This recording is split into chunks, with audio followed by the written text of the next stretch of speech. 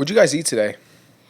I had Chick-fil-A for lunch Surprise, surprise. because my mom and I were around Chick-fil-A. Bruh. Breakfast was some Wasn't it your Starbucks. mom that said enough Chick-fil-A? I don't know. I think so. That's some hypocrisy right there. I don't know. That's crazy. My mom likes Chick-fil-A, so She does? I don't. Yeah, my dad really couldn't give a shit about it. Oh, it was your dad. It is. maybe. I don't know. Maybe It is one of the better fast food chains, I guess. Yeah, around Right. here. They cook with the same oils, if you ask me. Well, even still, it's just like, it's not like they're using process. Oh, it is processed, but It they're is. using real chicken. Yeah, Compared to I McDonald's. hope so. Oh no, you could tell by when you're eating it that it's real Yeah. chicken. Like, come on. And then I had some tacos for dinner that was made here. That's it. It's I have kinda to fun. say, you got some good eats, bro. Yeah. Good eats. I just had a snack from Italy. Yeah. That I just gave me. to him. And snack of the year. I just told Tyler, snack Ah. of the year, guys. Go to Italy, get yourself a chocolate coconut cream Go bar. to the store that's like 10, 15 minutes away from us. Well, we're not Buy the whole doxing thing. ourselves, so Yeah. so we're not gonna do that. Yeah. What city is But it? no, It's okay. It's okay. The store is in What's it? Cliffside Park or Pound Oh, Park? no. Oh, this? Yeah, but the Oh, I place think that you got it sells. straight from Italy. No. yeah, that's what I'm They're- saying. That would have been way No, cooler. there were Yeah. Italian like stores that sell stuff like Jerry's and Yeah, we're not. Jerry's gonna, in our town. Well, the people are gonna realize Yeah, it's whatever fine. the fuck It's it whatever. is. But yeah, Um, I mean, it's basically the Italian version of H Mart, Correct. essentially. Correct. So there's probably markets you can find all over the country, especially in the big cities. Yeah. But I wish I had those kind of goodies today. I still have not eaten dinner yet. No. And it's 7:14 at night. Well, me and my He's gonna have to eat after we leave. took my Yeah. grandpa out for Veterans Day. Oh, He's is a he? veteran. Is he a Happy veteran? Veterans Day What did to he- all the Happy veterans. veterans. Thank you to all that served Yeah. Yes. and will serve and Right. future generations. Where did he serve? What branch? He was Air Force. Ah, okay. Yeah, he's a goat. He's a goat, man. He is such a troll though. Like he'll troll all the waiters and waitresses. Is like, this your mom's dad or your My father? mom's Your dad. mom's Yeah. dad. Okay. Yeah, he's That's such a fire. troll. Wow. He's funny though. Yeah, it was a good time. Yeah. That's good. So yeah, I'll have to eat something after this. It's weird. On Mondays we're here at like 5 p.m. and it's like in between like lunch and dinner for me. So like I never know if to stop for food or Right. not.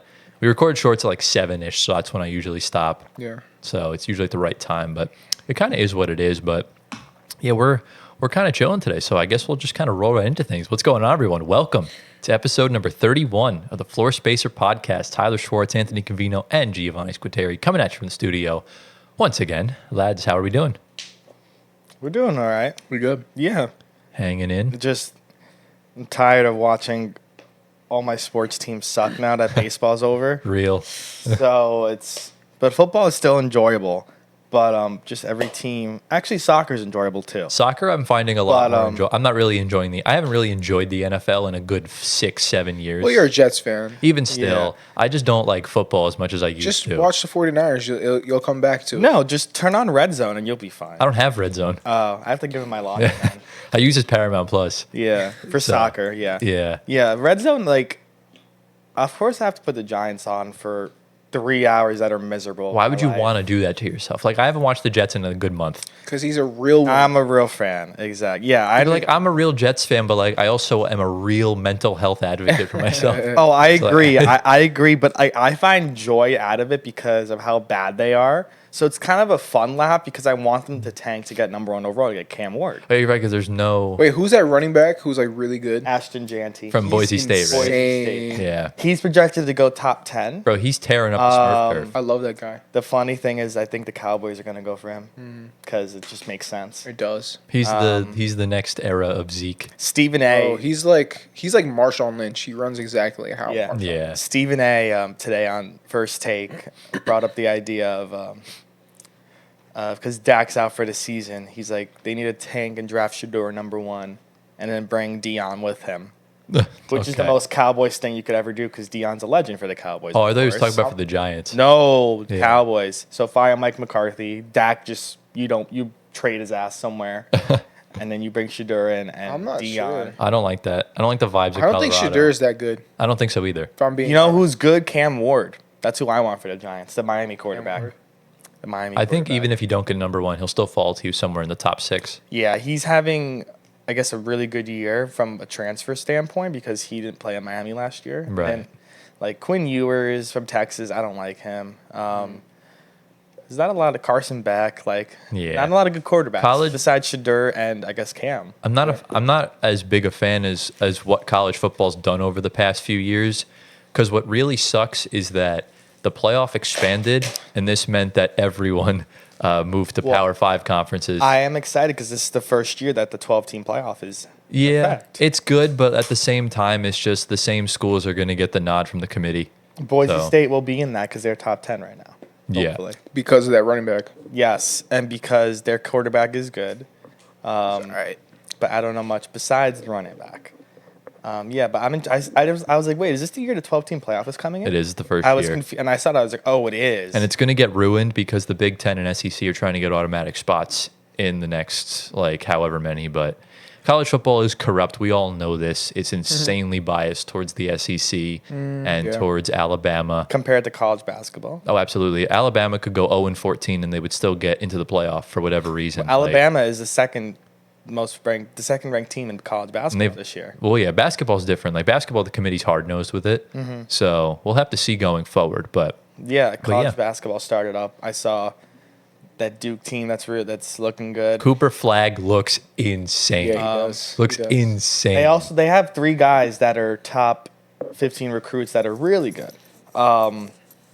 My cousin sent me a video yesterday. So Auburn has a recruit from New Jersey, in Jersey City, where my cousin went to teaches there. His name's Tahad Pettiford. He plays for Auburn. He committed to Auburn. He had 21 points in their second game against Houston last week off the bench. He's like a 6'1" point guard, 3-point shooter, knockdown. Bit small. This is your boy? My cousin knows him.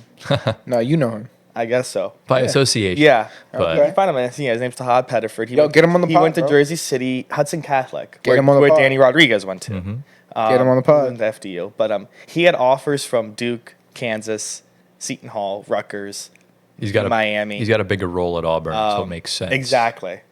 And Auburn's program is pretty good. So Get him on the podcast. That's my cousin. Yeah, get on the pod. ASAP. Yeah. That'd be cool. He'll probably won't be a top pick, but he'll be there for probably all 4 years. Yeah, it's fine. Auburn athletes usually stay most years. Yeah. And because he's 6'1", it will take a little bit more of more FDU grinding. FDU played Creighton yesterday. Yeah, we got blown the fuck out. No, by 20, which isn't bad. I mean, that's still ass, but I guess what? And guess what? Real quick before we tell you what we're talking about today, I'm 3-0 against Zach Edey because we beat him in March Madness, and the Nets swept the season series against Memphis. So Zach Edey will never lose to me, and he's looking good for Team of the Year, for Rookie of the Year. Zach Edey is a dropper against teams from New Jersey metropolitan area. Well, no, they haven't played the Knicks yet, so we'll have to see. Yeah. But I want to see that. Have they played the Sixers? I don't know. That counts. I don't know, but we do have a lot to talk about today. We'll talk about your Knicks later. Let me actually open up my notepad. So today, episode 31, we're going to talk about the incident regarding Joel Embiid. We'll get into that first. We'll get into it in a few minutes. We have a shite ton of injuries to go through because, unfortunately, this is becoming the most injury-riddled season in the NBA. Yikes. We're only, 10 games in? Not even. Kind of bad. What's up with that? I'm sorry. We'll talk about that later. we'll talk about it later. I'll get into it later. We each have a player that we're going to talk about. It could be either good or bad. You'll see when we get to that point. And then we're going to talk about 4 teams that are exceeding expectations by a large margin and the ones that we think are real threats to actually contend.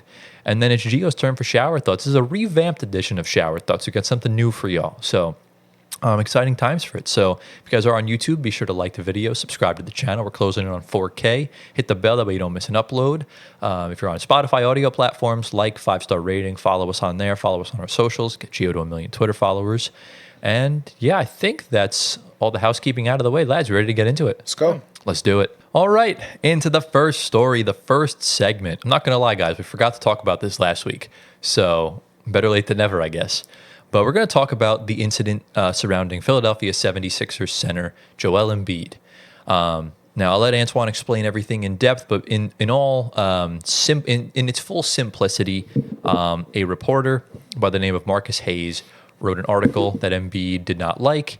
We'll explain more about it later. And in the locker room, Embiid confronted him and shoved him. So that is what happened. Antoine, tell us the full deets regarding this incident. So the repercussions for Embiid was that he's suspended 3 games without pay, which is going to be enforced when he is available to play according to the league. So this incident happened in Philly's locker room following their loss to Memphis last week. Embiid supposedly confronted and made physical contact with Marcus Hayes, who's a columnist for the Philadelphia Inquirer. And the reason why Embiid had this behavior towards him is because he wrote a column which was very critical of Embiid himself, and he references, I think, younger brother Arthur, who died in 2014, so 10 years ago, and he also mentioned Embiid's son Arthur, who I assume is named after his brother. Yes, he is. So Gina Mizell, who was also in the locker room when that occurred, who's a coworker with Hayes, she's a beat writer for the Philadelphia Inquirer. She wrote that Embiid struck and shoved Hayes during a profanity-laced tirade. Hayes, who later on told Mizell, his coworker, because kind of makes sense, they work together, that Daryl Morey and Elton Brand, who are Morey's the president of basketball ops and Brand's the GM, they issued an apology to Hayes himself, regretting a regret that it happened, and asked himself for his version of the events.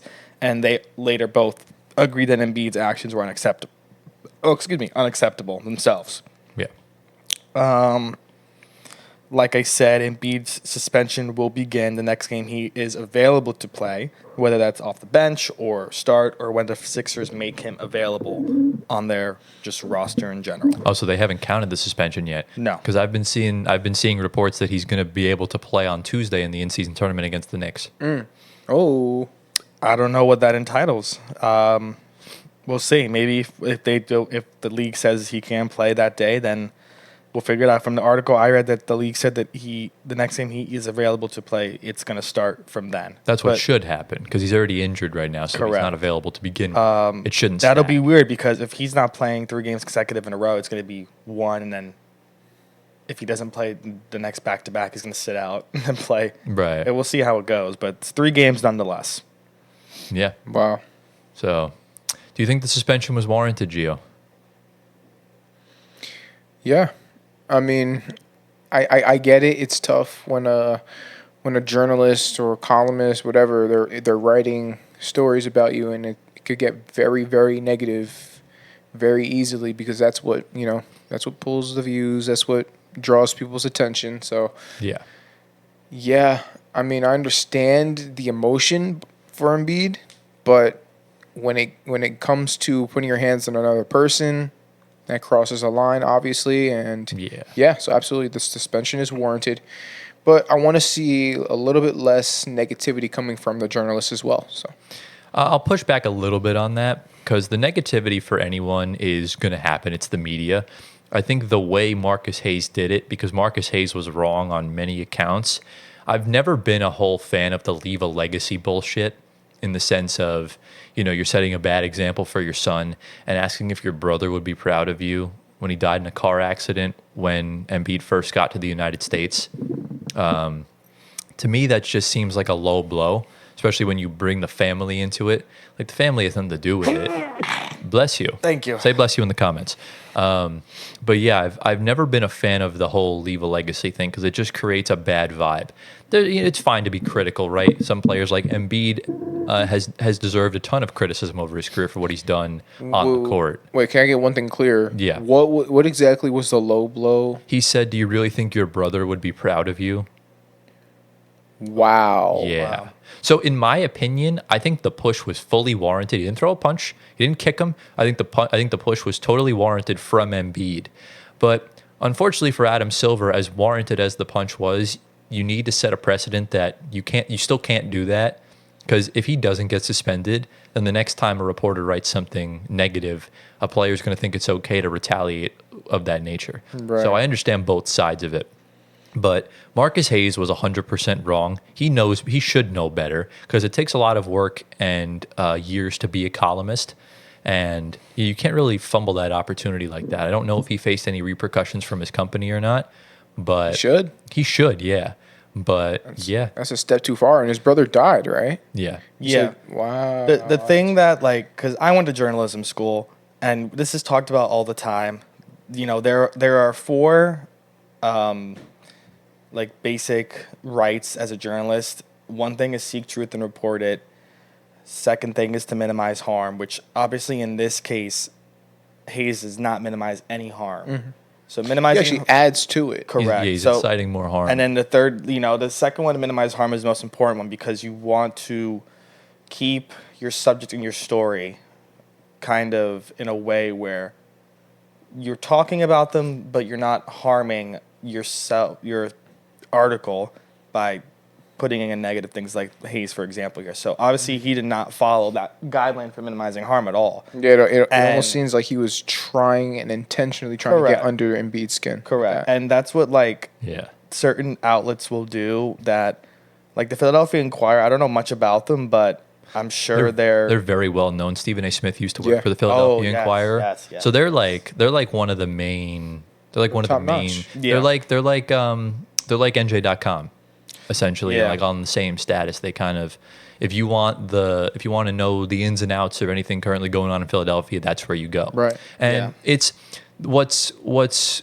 complicated about this situation specifically is that Embiid was in a position of criticism because he gets hurt last year after sitting out games. We know what happened with the whole Denver thing, and then he gets hurt, comes back for the playoffs, couldn't move, gets hurt again, and then decides to suit up for the Olympics, and then all of a sudden he wants to sit out games when he looked healthy. It didn't seem right, especially after everything that's gone on. Mm-hmm. It's just Marcus Hayes went at it from an angle that was, quite frankly, immoral. And you can't do that. It's just not right. As soon as you bring in someone's family, as soon as you start to get personal with it, someone that died. Exactly. Yeah, that's what makes it. That's Cross what makes the it line. bad. Yeah, and credit to Embiid for defending his family because at the end of the day, that's what means the most. Yeah. So I don't know why any of the security had knowledge of Hayes and Embiid, and if there was going to be some type of bad blood. I also think I don't know how you can keep journalist out of the locker room, but if someone had knowledge of that situation, they should have did better to protect Embiid and also the reporter himself. I mean, I don't know if they knew. I mean, he wasn't in the locker room the day after because he was missing games. I think it happened a few days later. But I don't think anyone expected him to act out like that. Yeah. Usually people are professional about it. If anything, you send them an email or you call them or you just confront them without violence. Yeah. But he kind of just escalated it right away. Yeah. But it kind of is what it is. But yeah. Yeah, the whole Olympics thing with Embiid and now he can't play anymore. It's very weird. It looks bad on him because he looked really good in the Olympics for a few games and played consecutively. Yeah. Now it's the complete opposite, which I kind of think said was going to happen. We knew it just because once after the Olympics ended. Because he has really bad durability issues, and quite frankly, his mindset just is not as strong as it should be with regards to winning and pushing yourself. So it's kind of just it's a sad situation because I know I'm not a fan of Embiid, but I know his ceiling's stupidly high. Yeah. It's just I don't think he can attain that with the way he acts and the way he plays. So it just kind of is what it is. He'll have to prove me wrong. I just don't know if he can, especially not this year. I think this year's already a wash. We'll talk more about Philly later on in the episode, but their track record of draft picks in recent years is been not good. It's been good. It's been good, McCain, Tyrese Maxey. A lot of the three guys that we mainly talk about, Embiid, Simmons, and Fultz, three guys who mentally are not all. Well, that was before Daryl Morey came Those in. are good players, if you ask me. They are. Ben Simmons was an all-star. Joel Embiid won an MVP, whether he deserved it or not. And Markelle Fultz got an accident. Fultz, he got hurt, and then it just the weird jump shot. Yeah, so it kind of is what it is regarding Philadelphia, but we'll see what they do. We'll see, because I think Daryl Morey's done a much better job than Sam Hinkie. So I guess we'll have to just see what the future holds for them. So, lads, any final thoughts regarding the Philadelphia 76ers before we move on to the next segment? No, sir. Let's go. All right, into the next segment, the next story. Lads, what the hell is going on with this season, man? Everyone's just dropping like flies, injury after injury. It's just ridiculous. And I think this might be a sign where we might need expansion at some point soon, because maybe spread the wealth out so that way people aren't, what's the word? People aren't pushing themselves, playing 40 minutes a night, running their bodies into the ground. What do you mean when you say expansion? Expansion, I feel like if you spread the wealth of players a little bit more. What do you mean? Like what's the word? Like, No, I think you need better role players and bench players. I wouldn't say better role players. Well, that would help the starters because the starters have to play so many minutes because the bench doesn't play good enough. Correct. So maybe with more expansion, it'll even out teams more. I don't know. Okay, I see what you're saying. Yeah. Kind of. I don't know. What I do don't you know. think about a time cap or a limit on minutes per game? Don't know if I like that because I if don't you're in a close game and you've I- used up all your minutes, it's kind of screwed. Yeah. Yeah. Each coach should use their own players' minutes at their own discretion, and you either sink or swim with that. It's kind of Okay. what it is. Okay. So you could either play someone 25 minutes, but if you're Tom Thibodeau playing Josh Hart 42 minutes Oh, tonight in we'll November, we'll get into that We'll talk later. about that in a little bit. We'll get into So that later. we have a whopping 7 longer-term injuries to talk about. It's crazy. So we're just going to kind of go through each one. If it's a team that we're going to talk about later on in the episode, we won't talk about the team. We'll kind of keep it brief. But if it's a team that we're not talking about later, we're going to go more in depth on it. So let's be ready to get to the first injury. Let's go. All right. So we're gonna go in chronological order of how these players got hurt and when they got hurt. So me and Antoine are going to kind of alternate with these, and we'll kind of raise a question to you, Gio, regarding these players/teams. So we're going to start off in the Mile High City. We're going to go to Aaron Gordon. So Aaron Gordon had suffered a right calf strain in their Monday night game against the Raptors. It'll be a week and a half by the time this episode comes out, and he's going to miss at least 4 to 6 weeks. That's when he'll be reevaluated. Now, it's important to know with this one is that he was questionable going into that game with calf soreness, and he had been dealing with lower leg injuries for like the past year. He had like a foot problem, and this year it was that hamstring calf sort of area. Yeah. And he went up for a layup and kind of re-aggravated it, and that's Right. what caused the strain. And it really sucks because Aaron Gordon started the season off really freaking good. I mean, Yeah. shooting 54% from three. He That's led the amazing. Nuggets in three-point percentage for the first 8 games of the year. So really unfortunate. Obviously, we will talk more about the Nuggets later, but Gio, your thoughts for Aaron Gordon specifically? I mean, like you said it, he started off the season amazing, and unfortunately, injuries happen. But I'm excited for when he gets back because the Nuggets are rolling. We're not going to talk too much about them right now, but they're rolling right now. Pretty sure they're like 7-1 in their last 8 games, and I think that's most of those are without Aaron Gordon. Yeah. So when he gets back, he's only going to add to that. So I'm excited. Yeah. Yeah. Anything from you, Antoine, regarding Gordon? I think that the only bright side with these injuries is that you get to see a lot more play from younger guys. Yes. That are getting bench minutes, but you're not really seeing their full potential in a starting rotation. I think Peyton Watson's getting the benefit of the doubt with this a lot. He had the game-winning block last week in one of the games. Yeah, against OKC. And he had another clutch block last night Yeah. against Kyrie. I think so. That's the He's a player. Yeah. positive side of this, because if you have guys that could step up for the guys that go down, that's big. So playoff time they could Right. do it when need to be called upon. If Right. Aaron Gordon happens to get something playoff wise that's significantly worse, or hopefully not as bad as this, or just misses a game, he could step up Right. and fill in his spot. Good point. And I That's a think good point. this also gives incentive to Aaron Gordon that if Peyton Watson, for example, is playing really well, then he can take more time. That way he doesn't re-aggravate anything. Correct. And the Nuggets are typically conservative with their injuries. They're not going to rush him back. Good. So we'll probably see Aaron Gordon sometime around Christmas. So yeah, not too bad. So obviously we'll talk more about the Nuggets later. Can't believe Christmas is already. Isn't that crazy? Yeah. Thanksgiving is like in 2 weeks. It's crazy. It's Yeah, nuts. it's around the So corner. We're going to have an episode come out the day before Thanksgiving, and we'll most likely have episodes drop on Christmas and on New Year's Day. Insane. So we'll see. But yeah, let's segue into the next one. Antoine, what you got for us? Yeah, so Jeremy Sochan, one of the young guys on the Spurs in their young rebuild, he fractured his left thumb last week, unfortunately. To be exact, his proximal phalanx in his left thumb. He's undergoing surgery, and he'll be out 6 to 8 weeks approximately. According to the website that I was looking on his injury, for a normal person, it takes 4 to 6 weeks to recover. But since Sochan is an athlete and uses that thumb significantly more than a normal person would, Right. you add 2 to 4 weeks on to that recovery time. It's his right one, right? His left thumb. Oh, his left. Okay, so it's not a shooting hand, but No. Sochan is having his best year of his career so far, actually. He's averaging 15.5 points per game and 7.7 Wow. rebounds. So Sochan's broken out in this era of Spurs basketball where we're seeing their young guys blossom.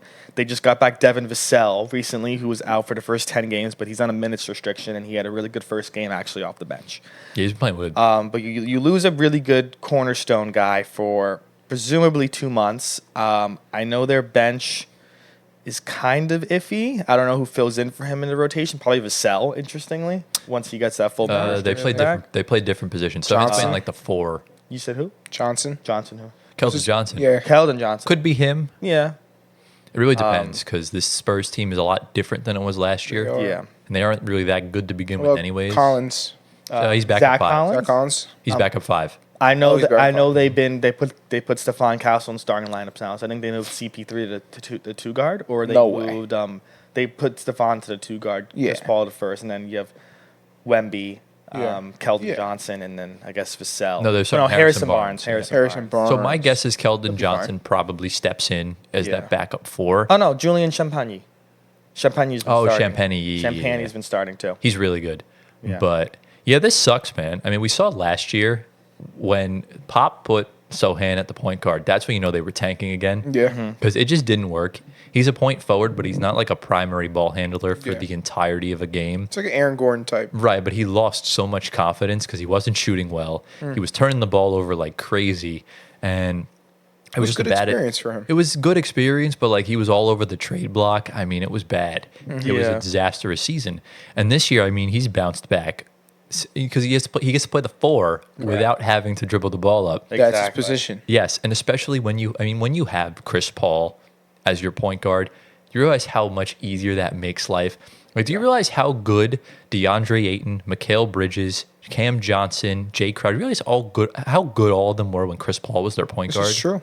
That's true. So Chris Paul elevates your play, and it's not really just a Chris Paul thing. If you have a good playmaking point guard, it helps out. There's like a whole list of players that play with Chris Paul that have to thank him Yeah. because he gave them big time contracts. Exactly. Yeah. He wants to get He his did guys that. paid. Landry Yeah. Shamet got traded from Brooklyn to Phoenix. Yeah. Played like a week with Chris Paul and then got a huge contract. Yeah. So like It's the it's Chris crazy. Paul effect, bro. Yeah. He gets his guys paid. Wemby's the only one probably has been hard to replicate his numbers from last year so far. He's been kind of inconsistent with Chris Paul a little bit. I mean, it makes sense considering that guys Figuring it out. aren't as gullible. If you're like Reggie Jackson, for example, you're not just going to take a floater in the hope that he doesn't block it. Like Right. players are smart now. Oh, Also, right. They his understand. numbers were so stupidly historic. He's going to regress to the mean a little bit. You think so? Yeah, I mean, guys have more film on him Was now. that your prediction coming into the season? I don't remember what I said. I don't think I said anything on it. To be fair, I just said it was going to be DPOY. Yeah, Wemby has to add more to his game to make the players a little. I wouldn't say Off that. course. I just think his conditioning sucks. His Yeah. conditioning is extremely bad. Yeah. And that's what kind of kills him Limits because, he'll play 4 minutes and he's gassed. Yeah. Like, Yeah. it's bad. And that's playing at sea level. Like, if you go to Utah or Denver, you're going to be gassed in half the time. Yeah. Like, And we saw it last year. he needs to fix that ASAP. I mean, he's only 20. Give him Nah, time. come on. Like players come in the league right away, they're ready to go. yes, When that it is comes true. to their conditioning, Yeah. he's not. He has to fix that. It is No something excuse. he needs to fix. No So excuse. Yeah. it's kind of one of those things. But Gio, any thoughts on you regarding the Spurs, or do we kind of cover all bases? I feel like we covered most of everything, but yeah, Sochan, however you say his name, he was looking good. Yeah, He was looking good, and I think he plays very well with Chris Paul. Chris Paul has that team running smoothly, and that's all I got to say about the Spurs. very fair. Yeah. So that's kind of the whole Spurs thing. Obviously, we wish both Gordon and Sochan the best going forward. We'll remember to say that for the rest of the players. Let's get into the next injury. I'm sorry, Gio. It's one of your guys. Tyrese Maxey suffered a right hamstring strain in their Wednesday night game against the Clippers and will miss at least 2 weeks, so it's not as bad. So I think it's a grade 1 strain, so he's not going to miss as much time. It's been a very up and down season thus far for Maxey. He's been playing really well, but the Sixers have not. Okay. So- I was gonna say because he's been very consistent. Yes, he's been consistent. He's averaging 28, 3, and 4, but he's shooting 28% from 3. So he's been shooting the ball like garbage. But look, I mean, this Sixers team is just not good. I'm sorry. And I know Embiid's not playing. Paul George has not looked great since he got there. I mean, he doesn't look bad. I mean, he hasn't looked bad, but for the money he makes, and without Embiid, you need him to step up, especially being that free agent signing, trying to beat the playoff dropper allegations. So it's tough, but... how old is PG? He's got to be like 36, 37. Yeah, he's in his mid-30s. That's crazy. So he's old. I don't think he's 36. He's officially an old head. Paul George is 34. It's my final guess. 34. 34. Oh, yeah. So he is in his mid-30s. Yeah. So, but yeah, with Maxey, I mean, this is month number 8 now of playing without Embiid. So we're seeing what he's made of, but he's just not taking the leap that I thought he would. Because individually, he's scoring. I expected him to make his teammates better, and he's not doing that. Yeah. So that's he's more of a scoring guard, right? You know? That's why he can't be a first option then, because the first option needs to make the guys around you better, and he's just not elevating them as well as I thought he would. Yeah. And he's not dishing out the ball like other guys are. Because he's a makeshift point guard. He's really a shooting guard, but he's too small. Yeah, correct. That's kind of the problem. Yeah. So I think he should start in there with Kyle Lowry. I think the starting lineup should have Kyle Lowry, Tyrese Maxey at the 2. I think that going forward, I think that would help a lot. It could, but I just don't know if Kyle Lowry's got it anymore. I don't care. Actually, you throw Jared McCain in there instead. He's been playing really well, but he's also a 2 guard. So you need a primary ball handler. You don't want to clog up your backcourt like that. Yeah. So, but they have 2 undersized 2 guards, McCain and Maxey. Correct. They do the same thing. So. Yeah. I expect Maxey. I expect him to obviously recover quickly, and he probably got injured because he's just going so fast. Yeah, like he's going full speed every single play on defense and offense. It's a bit erratic. It is erratic, but I love it. I'm a Russ fan. Speed kills, though. It does. So it really depends on the type of player you are. It does. So someone like Russ, it hasn't really affected him, but someone like Maxey or someone like Ja, where you're running rampant throughout the court and you go up for a layup and you don't land the way you should, that's how injuries happen. Yeah. Yep. But yeah, I think with Maxey, that's kind of been the whole gist of it. I kind of expected him to go along the path that Cam Thomas is kind of on, trying to expand his game. But I think because the Sixers are in a contending mindset, he really can't. Mm-hmm. That's kind of the problem. Mm-hmm. So that's my 2 cents on Maxey. Anything from you, Antoine, regarding it? No, I think this is his yearly injury he gets. He'll be back. I think it's normal for him.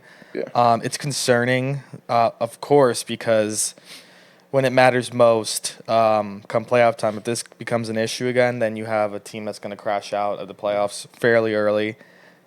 They could blow this team up, presumably, if this season goes horrendously awful, as it already has been going. But they have to ride it out. It's still early, but it's not looking good. You're already bottom barrel with Milwaukee, and it's hard to creep out of that bottom barrel slowly. I don't know if you can blow it up if it goes bad this season, because you're going to have 4 years still of Embiid, 3 more years of Paul George. It's tough. It is. And Maxey just signed a 5-year contract, so these guys are locked in for a long time. And if they're not guarantees, like if they're injured all the time, I don't know what team's going to pour out 4 first-round picks for them. Correct. That's going to be tough. Yeah. So, any final thoughts regarding the Sixers and Maxey? No. All right, Antoine, take us away. This is your guy. All right. This is your guy. We have Mr. Cookbook himself. Okay. There must be a black cat roaming around in the New Orleans Pelicans locker room, whatever it is. But not surprising, Zion is on the injury list again. This time with the left hamstring strain. Wow. He will be out multiple weeks, along with the rest of their injuries that they already have. This is probably the least amount of games missed. We'll see. Zion, anything could happen with his cookbooks. Okay. What? It's wild. Zion before you continue, you bring up it. You made me think of something interesting because Zion tends to gain weight when he's injured. Correct. Well, because you're not doing anything. You're not doing anything. So bro better be on the best diet plan while he's injured. And he stuffs his face with Twinkies all day. Okay. No, but for real though. Why are you clowning a man that's hurt? Because that's not my problem. I mean, he was in good shape, right? Eat better. He was in good shape. Now let's hope that after he comes back, he's still in that same shape. Let's hope. Yeah. Because if he comes back and he looks like Charles Barkley today, It's wraps for all my predictions. For all, I had the Pelicans top 5. You know what's funny? For all we know, he might have some weight issue problem that they have not disclosed to the public at all. It might. Because maybe he wants it to be secret. Yeah. I have the opposite problem. I can't gain weight to save my life, so I understand the pain he's going through. In the opposite way. Exactly, yeah. But Zion's one of my favorite players. I love this guy. Just watching him. Of course, at Duke when he was healthy. I don't know how he says Zion's. He makes fun of him all the time. He's what because we have the eating mentality. Yeah, yeah. Zion was having a pretty decent season. He was having 23 points, 8 rebounds, and 5 assists. He was dishing the ball out a little bit. But now it looks the Pelicans are finding guys from the streets to play in their starting 5, which isn't look. They can call us, and we'll go to New Orleans. But anyway. What do you guys think about what's going on with the Pelicans right now? Well, I think that high school Zion would beat this current version of Zion. Are you talking about his mixtapes or his highlight reels? High school Zion was the Zion best was player I've ever seen. Yeah. I think, bro, he had South Carolina on their feet. I wish he got drafted straight out of high school. I don't know. You can't do that anymore. I know, obviously, his body would have gotten obliterated. What do you mean? Because in college is when his body really got bigger, and he's still too small for a power forward in the NBA in high school. Yeah, but still, look, bro.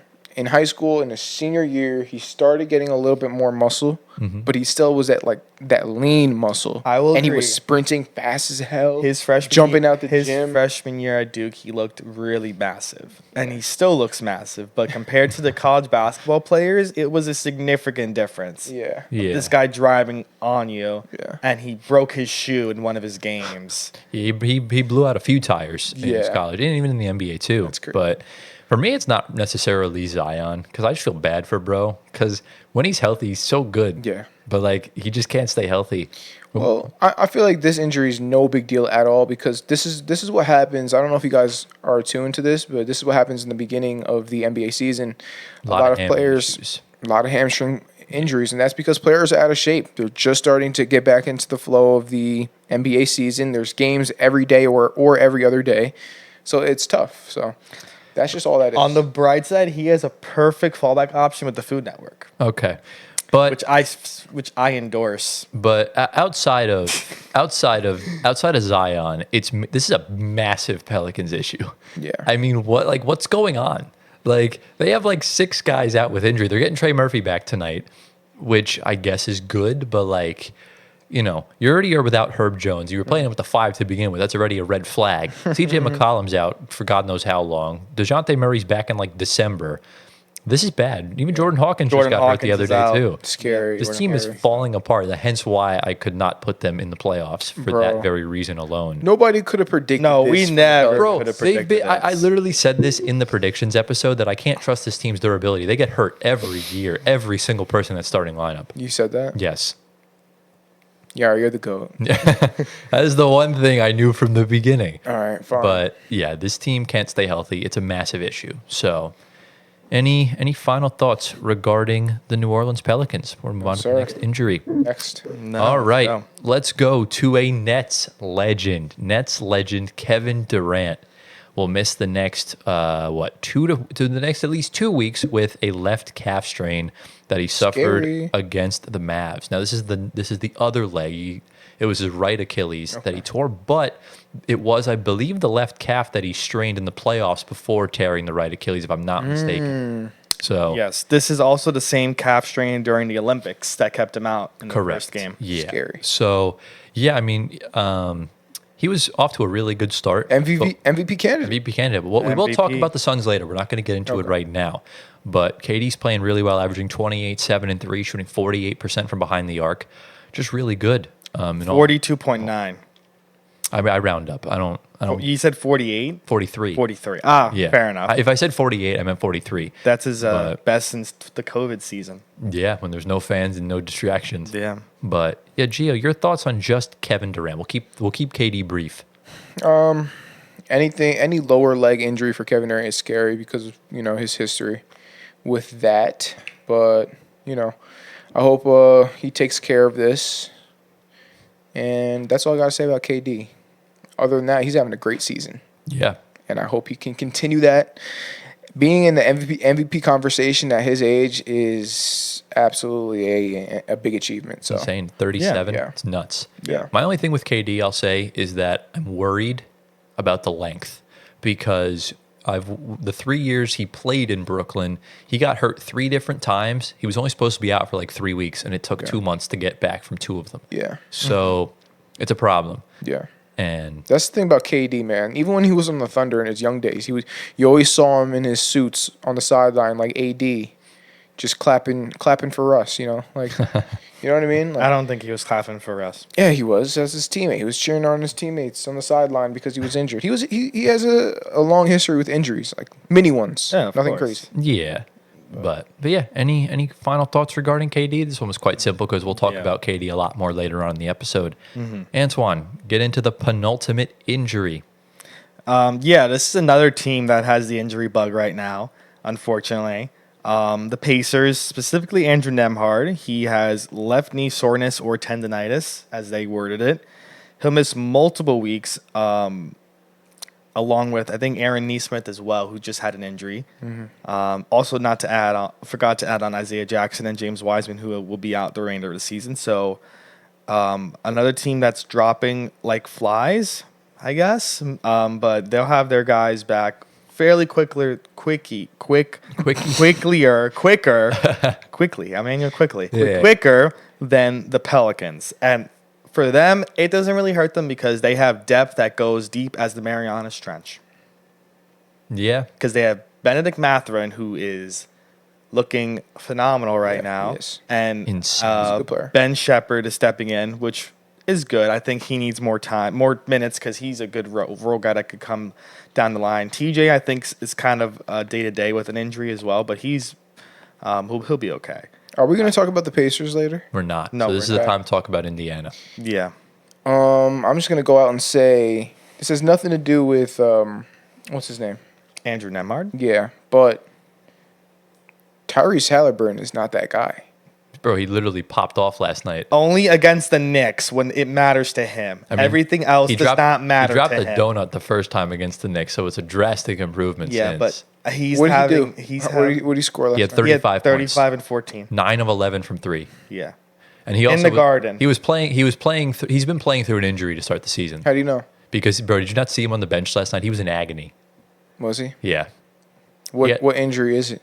I don't know what the injury is. They haven't disclosed it, but there was an injury. There was a picture from him, and he was like in just like a lot of pain. He should just sit down. He doesn't want to, because he needs the incentives from getting all NBA. Yeah. You can get the Supermax and all that stuff. I mean, I agree. I think this year is not going to be it for the Pacers just because injury-wise, Hallie does not look like he himself. doesn't look good. The only one that I guess is performing well, of course, Mathurin.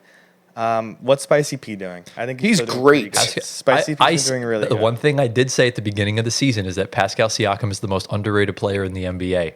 Yeah. And he's been a revelation. This is why I still think the Pacers are a threat, because there's only 2 teams in the Eastern Conference with a winning record right now. Yes. The Pacers could easily knock out one of them. Yeah. I still am very high on them in the sense that they will go for a big at the deadline. Oh, and I they agree. have so many assets to move over. They'll be fine. They don't need Halliburton to pop off. The fact that they almost made the NBA Finals without him anyways last year in the conference finals, they just choked away late game leads. Right. So that's kind of my thing with it. And we'll kind of see going forward. I still think they're good. And with guys dropping like flies, they're almost playing better. Yeah, that's Weirdly the thing enough. with the Pacers. We always knew their depth was insanely deep. Yeah. But I'm just saying, like, all the hype that Tyrese Halliburton gets, I don't know if that's deserved. I think it's deserved. I think the hype is deserved. It's just he can't stay consistently healthy, and that's the problem. Because you saw when he played last year, he was insane, like MVP candidate insane. Did you see what he was averaging before he got hurt? He was insane in that like first stretch of the season that he was getting MVP shots. He was an all-star starter. Yeah. So I saw something that I think it was Lou Williams. He was talking about Tyrese Halliburton, and he said when he looks at Tyrese Halliburton, he doesn't see this all-star caliber player. He sees a good player that makes the right passes at the right times and stuff like that.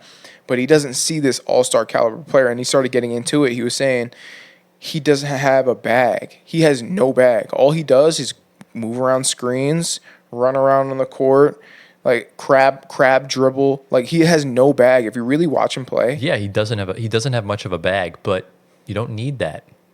I mean, when you're on such a great team like the Pacers, yeah. Right. But even for him, as like the one position I think you don't need a bag for is being a playmaking point guard, because he's not going to shoot. He's not thinking to shoot first, so he's going to probe around in the paint, create space, and find open guys.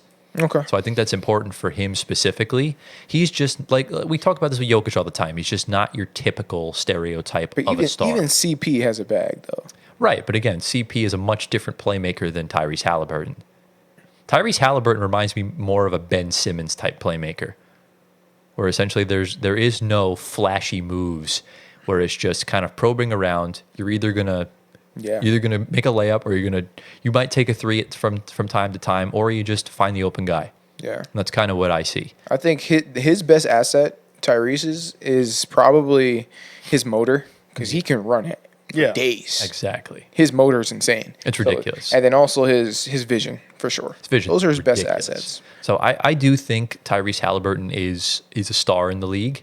I just don't think he gets enough credit. Wow. I think he's overrated. I don't know. I think right now he's a little overrated. I think he's properly rated. I don't think he's under or over. I think he kind of gets the credit he deserves.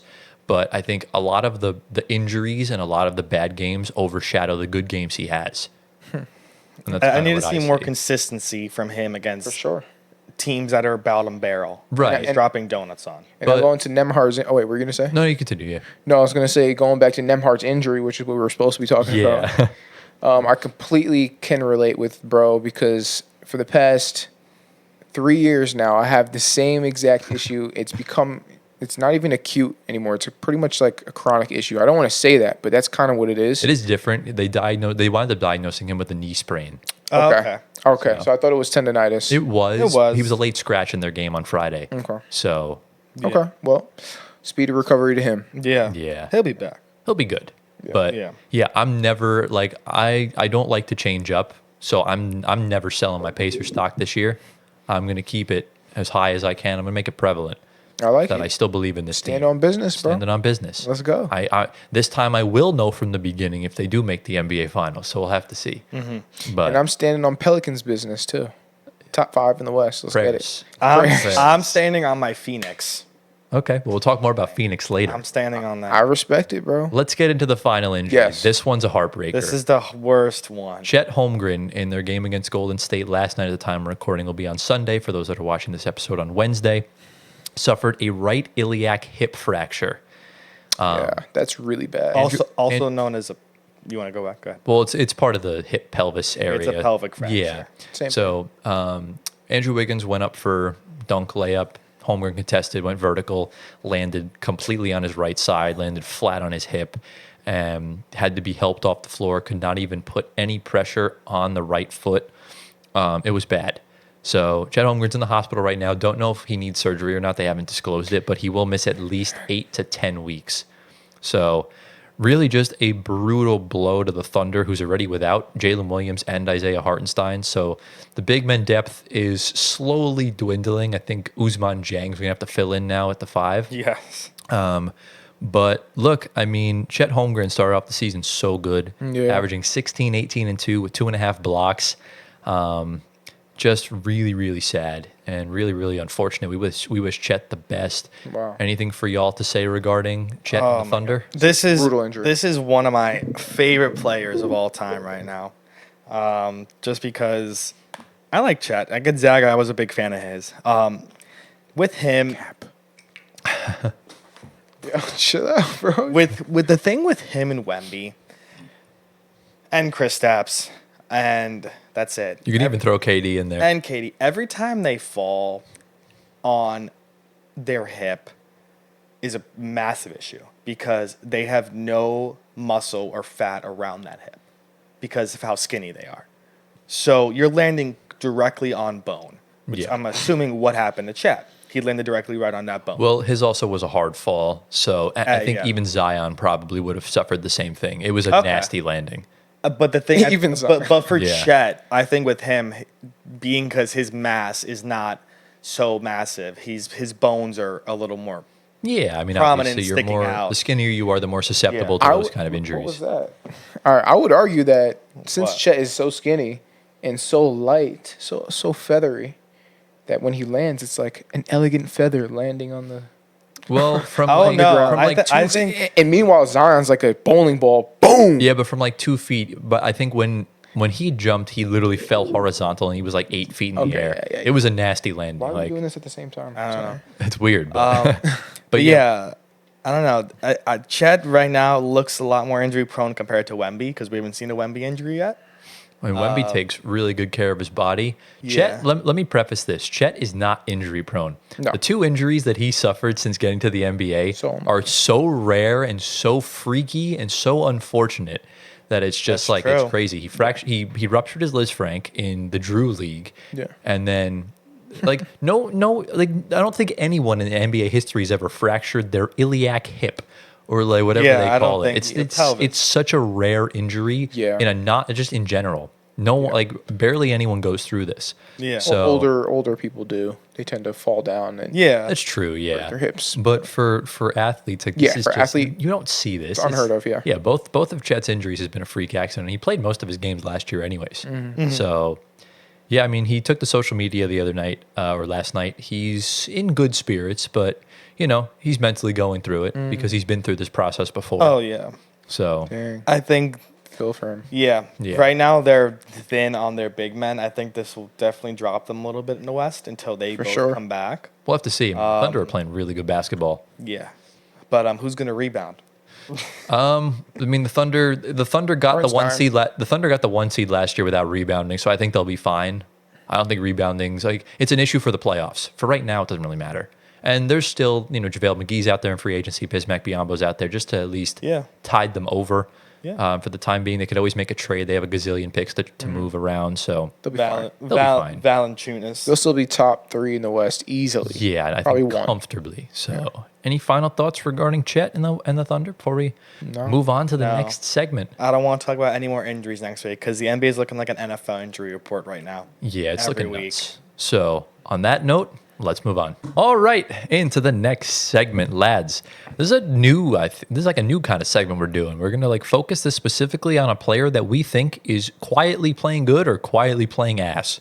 So we're each gonna take it in turns. We each have a player we're gonna talk about, and we'll kind of talk about it for a few minutes, deliberate between the other ones. We'll probably ask each other questions, stuff like that. So, are we ready to get into it, guys? Let's go. All right, Antoine, you are up first. And I think I know where this is headed. So please fire away. It's a nightmare in New York, specifically a Nova nightmare. Besides Jalen Brunson, he's okay. He can stay. He hasn't been playing that good He either. can stay. Him, Cat, OG can stay. The Uh, two players I want to send to the Wonton Westbrooks. Bro, you better chill, bro. Specifically, Josh Hart, not as much, but someone that goes by Mikal Bridges, I want sent to the Wonton Westbrooks yesterday. He looks more lost than Gio on the golf course. That's kind of funny. And Gio looks lost on the golf course every day of his life. What? I don't even think he knows what he's saying at this I'm not point. sure I've ever been on a Gio, golf course. Gio looks lost on the pickleball cart. No, I'm joking. In the I'm actually pickleball a goat cart. on the pickle. But Really are. Mikal is averaging his pretty worst season in this recent time, 4 years to be exact. Josh Hart is looking okay, but Tibbs, I don't know what he's going at. The Knicks are playing a 6-man rotation right now, and the 6th man is Miles McBride. And nobody else is coming off that bench. For some reason, I have no idea why. Bro, it's November 11th. And we have a 6-man rotation. What's you guys' record right now? 4-5. The Knicks are getting run into the ground again, and I know we have guys coming back: Payne, Achua, Mitch, Shaman, but they're playing a 6-man rotation, and we're not even 10. The Knicks aren't even 10 games into their season. You're only a half game better than us, and we have an extra game Yes. played. So if you lose tonight, right? You play tonight. Tomorrow, If you lose tomorrow, then we're tied. yeah. A 6-man rotation is used in the playoffs, Tom Thibodeau, not in the regular season. It's not even in the playoffs. Usually go 7 or 8 in the playoffs. Yeah, I guess. It's true. But 6 men, Tyler Kolek's getting like garbage time minutes. I like him. He's nice, but he needs to get more playing time. Yeah. They're not going to play Tibbs him. is running Cat, Brunson, Mikal. I don't know what the fuck he's doing on that court. He looks lost every time he plays. I want him gone. I want my picks back. He looks awful. Yo, clap it up for Sean Marks, man. Clap it up for Sean Marks. This guy is a legend. The only ones that I am pleased with are Jalen Brunson, Cat, but Tyler sent the stat in the chat saying that Cat is the worst defensive player right now in basketball, which I kind of agree with. Unfortunately, it's true. The fact that opponents are shooting 14% better when Cat is guarding the rim. I will say somebody that has picked it up recently and is proving us wrong, and his contract is OG Anunoby. He looks phenomenal. His past 3 games, he's averaging like 25 points a game. They did a segment on him in the game before yesterday. His defense has got significantly better since he started. So I'm happy for him because we need him, and his money speaks otherwise. I think he's honest. In my opinion, he's the only Knicks player I can't criticize. He still makes too much money, but he's the only one that's actually not playing bad because you're seeing a lot of. I mean, Brunson's been insanely inefficient this year. Cat offensively, he's a juggernaut. I mean, you see like points per 100 possession when he's on the court is up by like almost +9. Wow. But if you look on the other side, you're giving up so much on the defensive end because he just is not good. And this is why I told you the other day, Rudy Gobert deserves credit because Cat looked like a defensive stalwart in Minnesota, but Rudy did a lot of that. I think Rudy Gobert is just a Mitchell Robinson that stays healthy. And I think when Mitchell Robinson, that is a crazy when thing. Mitchell Robinson gets back, when he's healthy, I think this team is going to take a huge leap. Not because Mitchell Robinson is doing anything like big time rebounds, big time points, but simply because he's going to step into that defensive Rudy Gobert rim protector type of role, and that's going to be huge for the New York Knicks. Okay, because their offense is already, I mean, it's not clicking, but it's like They have the Cat's out there. They have the 3rd ranked offense in the NBA. Well, there you go. It's clicking then. But they're ranked bottom in pace and they're ranked bottom in defense. They're not good at all on the defensive end. We need a bench. And and that's the problem. They have no depth, obviously.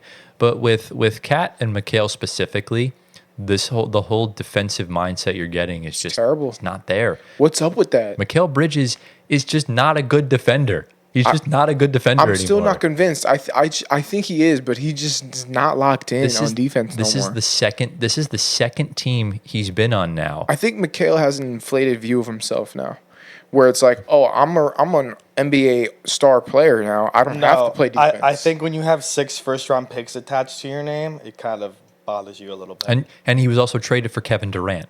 So So he probably thinks he's, that guy. Well, I don't know if he thinks. He has to be reminded, you're not that guy, bro. I don't know if he thinks play defense. I don't know if he thinks he's that guy. It's just like it's a lot of pressure to be under based on those circumstances. Because if you look at the situation in Phoenix, where you obviously have Chris Paul, Devin Booker are your offensive guys. Chris Paul's your playmaker. Devin Booker's your scorer. You have like Jay Crowder, DeAndre Ayton was that was when DeAndre Ayton was playing really good basketball, and he was really the anchor defensively for that team. It allowed Mikal Bridges to not really have to do much and guard the best, non-big man offensively. He goes to Brooklyn. We had Claxton at the time, who was a Defensive Player of the Year candidate, and Mikal Bridges did not look good defensively. And you're seeing it now. OG Anunoby could easily be a DPOY candidate. He's just not playing good. So I think since he left Phoenix, Mikal Bridges has been figured out. And I don't think he's the player that we all thought he was, myself included, because I thought he was going to be a lot better than this. But with him and Cat on the defensive end, it's really scary because it's like it's one thing to struggle, but when you're league worst in defensive field goal percentage and when you're league worst in defending at the rim, that's bad. For a team that you traded a combined 7 first-round picks for both of them, that's not good. I saw something today that interested me a lot from the article I was reading. I don't know how legit it is, but somebody brought up the idea of obviously flipping Mikal because of his contract expiring, and if you're not going to resign him because he's this bad, and you flip Josh Hart, you give Chicago a call, and you say, "Hey, I want Zach LaVine and Kobe White." Ugh. And I would love that. I just don't know why. It's not really so much of why the Bulls would do that. I just don't know why the Knicks would do that. Don't do that. Don't do that. You don't want to deal with Zach LaVine. You don't. I would deal with Kobe White. We need a backup point guard. That's a Kobe perfect White's backup Kobe White. In no way is Kobe White a backup point guard. He's No, but where is he? You put him at the 2 guard. No, but that's the thing. He replaces McHale. Kobe White is a borderline all-star. He does will the not, same thing as Brunson. Yeah, it's just going to cause you need something different. Yeah. You need like I think you guys are fine. I think No, I wouldn't be surprised if they flip McHale and Hart at the deadline. I would not be surprised. McHale. I don't think I McHale will highly get doubt traded. they're going to do that. Hart's- That's going to look so bad on the front office. Josh Hart's going to wind up getting traded because I think the Knicks know. I just don't think his body's going to be Yeah. surviving by True, the time true, it gets true. to the playoffs. And he makes too much money anyways. He makes almost 20 mil. True. Yeah, But there's so- no way. There's no way they're flipping Mikal. No, there's There's no no way. You can't. They already invested so much into him. 6 So they first-round have picks and you give up 5 months into the process. you're That's just admitting awful. you were wrong in Exactly. doing that. So you have to follow through The with two- Mikal Bridges. And I think But you also, as a GM, take accountability for when you make mistakes. And Yeah, but why that's you move on an from. overreaction. Can I tell you what Mikal's issue is? Mikal's issue is that he thinks he's that guy. I'm telling you right now, he really thinks that because he got traded for Kevin Durant, right? They flipped him for Kevin Durant. Now the Knicks went out and they spent 5 first-round picks on him. So he thinks he's of a very high status, very high value, and this affects how he plays. So then explain, Cam Johnson was flipped for KD and got a bag. Why is Cam Johnson performing way better than he is? Because Cam Johnson's playing. First of all, Cam Johnson's playing on a team that has no expectations, and he has nobody has that high expectations for Yeah, but he Cam got a Johnson. So there is bag. less pressure. I mean, He he's signed a $110 million contract. He has a bag. No, but here's my point. I'm trying to make about Mikal. He's stepped out of his original role. Mikal is at his best when he's playing as a role player. He's not meant to be that guy where you put all the pressure on to perform good. But he's not the guy that carries the load of the team. But that's not him. This is the problem. This is the role the Knicks have him in. This is why Brunson and Caddy are 2 offensive options. Mikal Bridges is supposed to be the role player on this team. No. They got him to be a star player on the team. I would think once they got Cat, once they got Cat, away. that should have been telling enough that it wasn't. So then what's his issue when you watch the games? He just does What do you see? Mikal Defensively, he's awful. Mikal Bridges just seems morally checked out because he never wanted to leave Phoenix, was visibly upset leaving Phoenix in the first place, had just an incredible 2 months with us the first time around, and then as soon as the struggle started, he just gave up. And the same thing this year. He just does not look comfortable. I personally think he's been playing hurt for the past 2 years, and he doesn't want to give the streak up. But there's no excuse for the way he's playing. But I would say if they didn't acquire Cat, I would agree with you. yes. Once they acquired Cat, Once that's they when you acquired know. Cat, that should have been telling enough that Mikal is a role player. Yes. But yeah, we've already spent 10 minutes talking about Mikal, so we'll get final thoughts. Anything regarding Mikal? Anything final you want to say? Just need to see some improvement. That's all I ask. I think you'll see it. I'm fine with our 3 guys that are great, which is OG, Cat, and Brunson. But Hart, I know he's ran to the ground last year, so I know he's recovering from whatever injury he has or soreness. But Mikal has no excuse to be this bad. I would say also Cat on the defensive end has no excuse. Oh yeah, I agree. Yeah, I think That's Josh Hart. He played 42 minutes the other night, and it's November. So Tibbs, bro, what are you doing? Tibbs is going to run this. Tibbs is going to screw this he team is. over. He is. It's bad. He is. Tibbs, So- bro.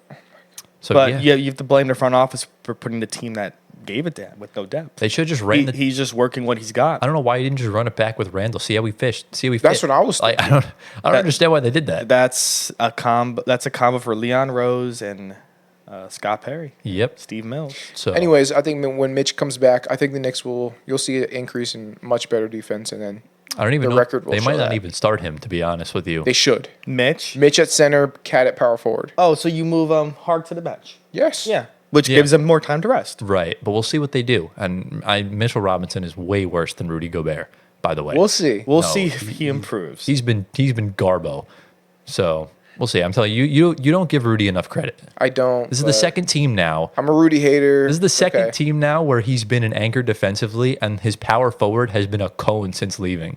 Yeah. So that's kind of how it is. But Yeah. all right, Time to move on to my player. Do we have any ideas who I'm about to talk about today? I want to Jokic. say it's a Cavs player.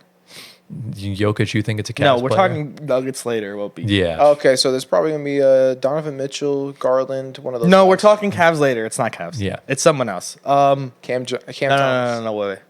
Is it East or West? I'm not giving any hints. You're not giving. Any. All right, my final Is answer it a is good Cam team or a Thomas. bad team? I'm not giving any hints. Final answer, go. Pushing you for an answer. 3. I want to say it's 2. Jason Tatum. Jason Tatum, you say. Cam Thomas. All right. We're going to the East Coast. We're going to the Miami Heat. Ooh. Let's talk about Tyler Herro. Okay. Let's talk about Tyler motherfucking Herro. My, oh my. He is quietly cooking. Yeah. I mean, he is having an insanely good season. The Heat stink, Yeah. which is expected.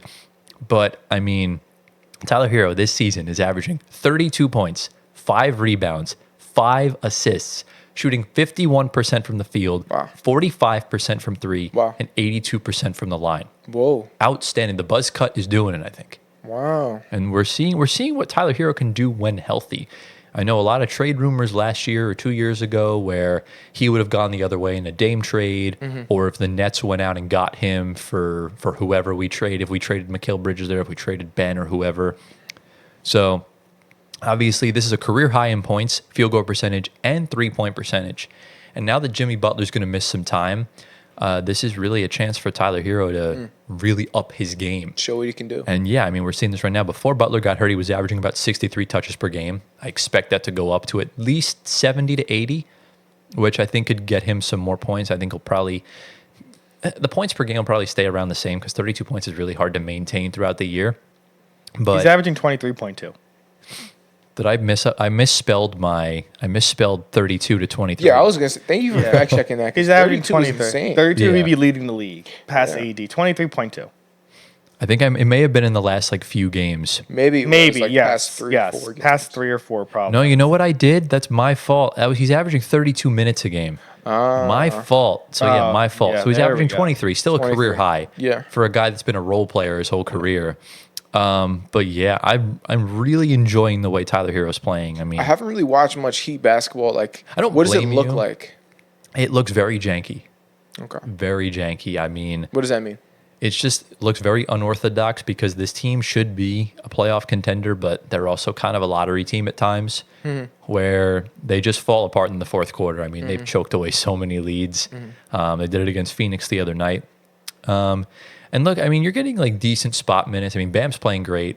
You know, Jimmy's kind of doing all he can, but this Heat team is just so washed up. Yeah. They really Yeah, need to over. they need to blow it up or trade for a star. They got to Here's make the a thing: decision. we say this every year, but then Eric Spoelstra comes back You cannot second half count of the Heat out. season, You can't. and then they just start cooking up. So Yeah. I mean, checking the scores every night, the Heat box score, Tyler Herro is always the leading scorer. Yeah. So, and I see that. So, probably I'm shoots not the most. surprised. He's the star of that team, of course, when Jimmy is not there. Yeah. You know, he I deserves think Bam is, but yeah, Bam's their best player Yeah. by far. Yeah, I think they're equal, actually. No, I think they're equal. Bam That's a hot take, Bam's like bro. a top 20 player. I know, but I think Herro, they're equal scorer. wow. I think Hero's a better scorer, but Bam is a better player on both ends. Absolutely. And Bam's a DPOI candidate. Yeah. Yeah. All right. So anything for you, Gio, regarding Tyler Herro? I always knew he had it in him. He has that killer. I don't know. He has like that killer mentality about him. That super ultra confident, like knockdown shooter mentality. I don't know. He's always been, even from his like He high always- school, college days. Yeah, he definitely has that to him, and I kind of expected this from him in a way. You know, Yeah, I expect this from Tyler Herro. very fair. Is he up for comeback player of the year? There's Or- no comeback Most player of improved, the he year. All right, does. bro. He All could right, be. bro. He could be. He Yeah. could be. Most improved. I think he Okay. could be. He Okay. could be. I wouldn't say It's a possibility. he's not the front runner right now, but I would say Who is? he's up there. Right now, from what I'm seeing, Most improved? most improved, Who would you say? it's really tough. I don't to know. call. It's too early. I don't know. Let me see if there's like a ladder. We need more. We need more sample size. What about Trey Man? Sixth man. Yeah, he's more of a 6-man guy. Yeah. LaMelo? LaMelo. LaMelo could be most improved. Could be. Mello. It's a pick He's for been me. going I think, crazy. honestly, bro. right now, if I were to name you 3 players that I think could have a shot at it, RJ Barrett, Cam Thomas, of course, Norman Powell. Norman Powell's and no, Norman Powell was good last He's year. always, yeah. I would low key. We'll talk about him later. Christian Brown, What was the Okay. first name you said? RJ Barrett. RJ Barrett. RJ Barrett's been playing unbelievable yeah. basketball. I think RJ's probably front running right now. I would have chose him to talk about today if I didn't realize how good Tyler Herro was playing. Yeah. So maybe we'll talk about RJ next week. We'll Yeah. see. Yeah. Next week. But yeah, kind of a quick little tidbit there on Tyler Herro. I mean, he's just playing out of his mind, to be So- honest with you. So I guess you were wrong with the Thunder. Usman Jeng is not starting. Who is starting? They put Stroke and Joe, So who's playing the 5? J-Dub. Okay. What the J-Dub is my height, by the way. Yeah, Aaron Wiggins, I'm assuming, is the power 4. dude? And then Dort's the small forward, and Isaiah Joe is the shooting guard with Okay. SGA. We'll have to Well, see. This team's about to get like so many steals. Who are they playing? Clippers. Okay, the Clippers. Zubac's probably going to have like a 30 and 20 game tonight. We'll see. But yeah, I mean, yeah, I'm just really happy with the way Tyler Herro is playing. The on-off numbers also supported as well. I mean, he's Yeah. a lot worse with him off the floor. So there you go. Yeah. So right. any final thoughts before we get into Gio's player? No. Can we skip Gio's player? Okay. No. All right, Gio, talk Why about would your we guy. skip? Because Your favorite player of all time. No. Why would we do that? What is there positive to talk about him? All right. So my player that I want to bring up today Steph Curry. is definitely not Steph Curry. It is Russell Westbrook. Okay. Talk about him. So- Russ is actually a good talking point for this episode. Yeah. Yeah. Now, I'm curious for to both see good what you and guys bad. think. Yeah. For good and bad, you said? Yeah. Yeah, for sure. He's been a very polarizing player this year in terms of maybe a little inconsistent. Yeah, you I could say. just saw a very flagrant stat. Don't mention it yet. Oh my god. Don't tell me anything. Yeah, yet. just talk first. I just want to mention his positives this season, and it tends to occur when he starts in games. So the Nuggets are, I think it's either 3-0 or 4-0 when Russell Westbrook starts, Yeah. 4-0. and he's averaging like close to 20 points, I think, when he's starting. Yep. 5 assists when he's starting, and like 7 rebounds. And so Jamal Murray, somebody's coming for your job, bro. Dear God. He clearly saw that and dropped 30 the other night. Yeah. So No, this is good though, because now good. Jamal Murray's getting it's back good on track. competition, yeah, because he hasn't looked like himself. Yeah. So very fair. So yeah, that's what I wanted to say, and I want to see what you guys think about how Russ is playing this season. He had a big time game, 29 points 6 against rebounds, the Thunder, 6 assists. best team in the league. Yeah. So big time game. Dunked on SGA, just completely just put his nuts in his face. It was Okay. a beautiful sight to see. Yeah. That's wild. I think it's a good rejuvenation for Russ compared to the recent years. Compared to like LA and Clipper Russ. Bro, we don't talk about that anymore, bro. and Clipper Russ was good. And Utah Jazz Russ. Clipper Russ was yeah, good. Laker Russ was the only Russ. Laker that was Russ, bad. we don't talk about that. Yeah, But we don't. Clippers talk about Russ that. was nice. Yeah. Keep going. I think, of course, now the bench is thinner, so of course he's the leader on Yeah. his bench. He's getting the second most minutes behind Strawler, and of course Peyton wants to move to the lineup now, so because Gordon's not there anymore. Right.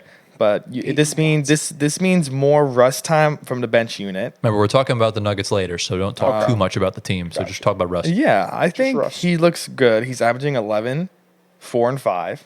His shooting stats. Don't get into that. His shooting is not really good. Don't say nothing. Shooting's But barbell. yeah, Don't mention I did see the 29-point game. That was really watched that it? was really inspiring. It was a very good I was performance. I It was very good I was performance. very inspired to go out and play You know what's- basketball. For real? No, You know what's crazy though? Whenever I watch the game, he does very well. Whenever I don't watch the game, he doesn't do well.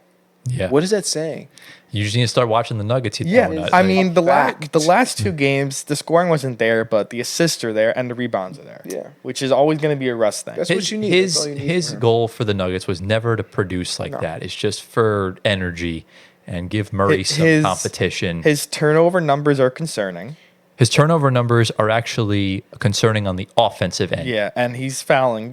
He got 4 fouls in Who cares about the fouls? the last couple of games. Yeah, the fouls are right. It's cares fine. about the But fouls? I'm not gonna lie, bro. I'm looking at the on-off stats. They're not good. What is it saying? So do you want me to give you at least the good news? The defensive turnover rate is in the 97th percentile. What do you with mean? What does Russ. that mean? With Russ on the floor, the Nuggets are generating 4% more turnovers. You see what I'm saying, bro? He comes in there and he plays the best defense. However- No, we they're don't gotta talk about they're generating from the other team. From the other end, yes. Okay. However, on the offensive end, man, I mean, it's bad. I mean, you're looking at just overall offensive point differential. Russ on the floor minus 31.8 in the first percentile. Oh, That's because he had a very slow start to the season. Right, He's but starting to pick it up. right, but I mean, when you're minus 59 in expected wins on the floor, that's like Jokic was plus 50 last year in expected wins. That's like almost 100 over 100 Yeah. spots less. That's unjustifiable. That ranks in the as bottom as you can get. I am a Russ apologist, but there's nothing I can say to that. In regards to points per 100 possession, minus 32, the 0 percentile. In the first percentile for effective field goal percentage, minus 10.6%. These are all numbers with him on the floor. Offensive turnover percentage. When Russ is on the floor, the Nuggets turn the ball over 6.6% more, which also ranks in the 0 percentile. So, yeah, it's bad. However, Michael Malone's figuring it out. He's putting Russ in better spots, and Russ is in more situations to succeed. So they're kind of feeling it out.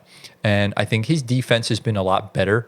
In that game against OKC, he was guarding SGA in the clutch. So we're kind of seeing more from it. But that's kind of my just the on-off numbers for Russ is bad. And I know, granted, a lot of his on-off stats are without Jokic, so the team looks bad enough as it is. But that's something to kind of worry think about who he's playing with, man. Right. Like, a lot come of those minutes were inflated by Dario Saric, who's looked awful. Right. whoa. You're saying look at Russ. He's playing with Russ. Is supposed to be the guy that makes guys better. Well, he does. But why are you hating on the guys that he's bro? How playing old is he? with? He's 36 years old, bro. You're telling me he's supposed to make Zeke Naji look like prime Jokic. Okay, bro. He's not That's 28. two totally anymore. different things. But Okay. but yeah, no, I think Russ is fine. I don't think he's a cancer to this team. It's just they need to figure out his production off the bench and figure out the right role for him, and that'll come with They're time. figuring it out. They need to play him with Jokic. They have to. Yeah. They have to stagger the minutes properly. They do. And if you're going to stagger the Murray Jokic minutes, then make sure Russ is on the floor with Jokic. Yeah. So, That's good. and we'll talk more about Denver later. So, key. Yeah. any final thoughts regarding Russ, Antoine? I love Russ. I don't want to hear nothing from you, I bro. love Russ. He'll be in China in 2 years. Yo, can we just move on, bro? I'm not trying to hear nothing from love crazy. this guy over here. Yeah, I'm just Russ- saying, Russ is playing a whole lot better than Mikal Bridges right now. Russ is playing a whole lot better. I would rather have Russ than Mikal. That's a good thing. I don't believe him. Yeah. I would don't know have if I Russ do than it. Mikal. Russ doesn't want you. That's true. He does. He doesn't want the spotlight. That's fine. He doesn't want you, bro. That's fine. But I don't yeah. want Russ either. Yeah, you Any do. any final thoughts regarding this before we move on? Nah, let's move on. All right, let's do it. All right, into the next segment. Before we get into the teams, I just got word that Lonzo Ball is without timetable for return with his wrist injury. So yeah, it begins. We're done. Yeah, we're just not going to talk about it because Yes. I can't be bothered. It's just speedy recovery, Lonzo. Let's just hope he's back at some point. We're going to talk about some teams today that have been cooking, and we're just going to kind of go through these and we'll kind of deliberate, talk about them for a bit, and talk about kind of what their ceilings are. So, guys, we're ready to get into it. Yeah, born ready. All right, let's. We had an order, but we're going to move one of these teams to the front because one of their best players just got hurt. So let's talk about the Phoenix Suns. Obviously, Kevin Durant, as we just mentioned previously, will be out for the next 2 weeks with a calf strain. But look, the Phoenix Suns off to an amazing start this season. They're 8-2 in their first 10 games, which they're in a three-way tie for first in the West with Golden State and OKC. I'm noticing a lot more improvements specifically with Phoenix this year. In the fourth quarter specifically, they rank 16th in the league, which it doesn't seem that good, but considering they were dead last by like a 1.5 points in the fourth quarter as far as point differential last year, I mean, they were the worst fourth quarter team. Anytime they had a lead in the fourth quarter, you knew they were losing the game. Wow. So That's so interesting. they've improved in that end. The Suns from behind the arc this year, 37% as a team, It's very good. which ranks 9th in the NBA. They also set a franchise record this year for 154 3-points made in their first 10 games. So that's kind of cool. And as far as like everything else goes, I mean, Nurkic is still the worst offensive big in the league. Yep. He's pulling from three now, though. He is, but I mean, the numbers are just awful off the floor. I mean, it's just not good whatsoever. But that's kind of the main gist of the Phoenix Suns. Yeah. I'll go over to you first, Antoine, since you're very high on the Suns. Just your overall thoughts. Listen, my agenda is working. Okay. It actually is. This is though. why I'm Sage Job. It's all Okay. part of the plan. They're going to fall off later. Yeah, the thing with KD, it's sad. He was doing phenomenal. Booker looks amazing. Beal is somewhat helping now more because KD is out. I think the big thing is they needed a point guard, and they have one finally, and that's Tyus Jones. Yes. He is playing really well. Of course, he's not a scorer, but he's putting up 10 points a game. But dishing out the ball is always great. Yeah. Their bench looks deeper than last year. Royce O'Neal specifically, averaging 10 and 6. Grayson Allen is there. Ryan Dunn is there, defensive guy. Huge. Bud is playing these guys fairly well throughout the entire game. Nurkic, I think he needs to go. How's their defense? Just curious. Tyler, you have defense numbers on them? I You don't keep know. talking, I'll look for it. I think they're not giving up a lot. Okay. I would think. I don't know recently. But they're 8-2, and they just lost yesterday, I think. So Yeah. they were 8-1. But they're clicking right now. They're currently, hold on. As far as like defensive rating goes, they are, hold on. Defensive rating goes, they're not great. They're middle of the pack. They're kind of the 13th, but you don't need like Yeah. you don't need like a top 5. But if you want to win a championship, you kind of need a top 10. Yeah. Yeah. You do. They have the firepower scoring wise right now. KD's a loss for that, but you have Tyus step up, you have O'Neal step up, Grayson Allen could step up. Yeah. I think Monte Morris is there, but I think Yeah. he's not getting a lot. But their bench, I think, is a big part of why they're succeeding. With Royce, Tyus Jones, they need point guard play. Huge. That's what I was. That's the biggest problem they had. That was their missing piece last year. All they needed was a guy that could put Devin Booker and Kevin Durant in the right spots. Yeah. That's all they needed. Yeah. They have that now. That's why they have success. Exactly. Straight up. Bradley Beal's not a point guard. No. We've known that for his whole career. Neither's Booker. Neither is Booker, of course. And Tyus should be getting a lot more money than he's getting right now. This is He'll good get for that. him if he gets re-signed there in the offseason. Yeah. Everyone thinks a point guard is just the guy that dribbles the ball up the court and passes. It's not that simple. No. Yeah. not- Anyone can do that, but not everyone can be a point guard. right. It's a Yeah. huge difference. But But yeah, this team right now, I think top 3, of course. I don't know if they'll fall massively with KD being out, depending on how long he's out for. Of course, we'll see the deadline stuff they do if they're still top 3. If they bring in any guys, specifically big men, because I think Nurkic is not going to do them in the playoffs at all. So, yeah, I think this team is definitely not – they're exceeding my expectations because I said they're going to be top 4. They're top 3 right now, tied for first. that's of going to course. drop. Yeah. Yeah, it'll we'll drop. see. But it's looking good. It's considerably better than last year, of Oh, yeah. course. Yeah, no, absolutely. Last year was a nightmare. Last year, what were they like? They were in the play-in. Yeah. They're like 10, 9, 8. They were around 7. that. Somewhere They around were there, seven. yeah. They're 7? I think 7. Okay. They it's made not the as bad as I they made thought. the playoffs last year. They finished 6th, but Okay. they got swept. But Right. Yeah. Right. any thoughts from you, Gio, regarding Phoenix?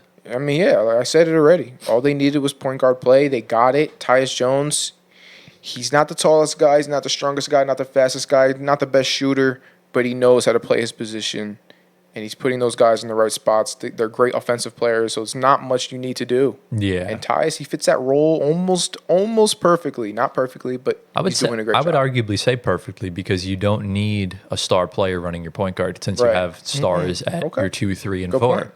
So, and then look, if you're first in the league with Nurkic as your center, they'll be fine for now. Yes. So we'll just have to kind of see going forward. Yeah. Ceiling wise for Phoenix, based on what you've seen in these first 10 games, knowing that KD will probably miss a little less than a month, where do we kind of see seeding wise, ceiling, and playoff wise? Their ceiling is 3. 3? 3. Yeah. Not top 3, 3. Yeah, it's to still specify that. top 3. Yeah. Yeah. Top 3. So I would say their ceiling is still 4th. I don't think they're a top 3 team. Okay. Okay. And then what about playoff wise? Where we see this team going?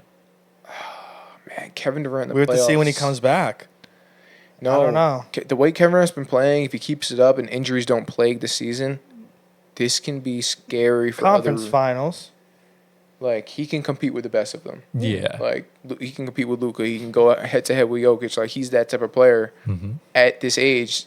I think conference finals. Yeah. I'm going to say second round. I still don't believe in this team. I'm still a bit skeptical from what I've been seeing with Phoenix. And notably, teams that have employed Kevin Durant do not play well when he's out. They almost look clueless out there, so we'll kind of have to see. Okay. So, yeah, any final thoughts regarding the Phoenix Suns? All right, let's get into the next team. Lads, we owe this team an apology because we thought they were going to be Warriors? a lot worse than what they actually are. The Golden State Warriors. Let's talk about them. So, the Warriors are I hate also the Warriors, bro. the Warriors are also 8-2 in their first 10 games, set atop the Western Conference with OKC and Phoenix. Again, we saw notable improvements with Phoenix in the fourth quarter. The Warriors in the fourth quarter this season are tied for 7th in point differential, which was a massive improvement on last year's 21st ranking. They were also just a poor team in the fourth. I mean, we saw them choke numerous leads. That one against the Clippers last year, most notably. Yeah, it's One beautiful against to see. Denver when Jokic hit the half-court buzzer beater. So that's one improvement. We also saw a big improvement on the road. They're 6-1 to start the season on the road. Last year, they went 11-30 on the road. So we're already seeing signs of improvement from Golden State. And I just think this rejuvenated roster is what they needed. I think they needed to let Klay go, start fresh. Buddy Hield will not be Klay Thompson, but he will at least make threes when they need them. Bro is looking like prime Clay, if you He's ask been me. insane. He's averaging 18 points, shooting 49% from three on 8 Holy. attempts. Okay. That's insane. That is efficient AF. And obviously, Steph's doing Steph things. 25, 4, and 6 with 2 steals, shooting 52, 46, 92 from the field. He could have a 50, 40, 90 season. will and I have think he might have one, yeah. So, while on 67% true shooting is just ungodly insane. but yeah, I'll let you guys deliberate the Warriors, and then I have an interesting prophecy to raise afterwards. So we'll go to you first, Mr. Warriors hater. Let's try and be unbiased here. No. Your general thoughts on the Warriors. I have to be biased. It's hard to watch Okay. when the Warriors are just raining threes down on your favorite team. It's hard to watch. But it's also like you have to appreciate it, though, because they don't miss. They're probably shooting the best from the three as a team in the league. They're probably number one. They're not. Okay. They are not. What are they, top three then? They have to be. If you got Curry and Hield shooting the way I don't they are. think I think they're third. Let me double check. Still. They got guys coming off the bench I've never even heard of hitting threes. So it's like, The Warriors rank 4th okay. So they're top. in top 3-point five. percentage. But my goodness, they're They're actually tied for 3rd, so you are right. okay. Oh, I was right, yeah. So they're still the Warriors, same identity, different people. Yeah. That's how I see them. And yeah, it's a very refreshing look for them, look for the Warriors, and they're on a roll.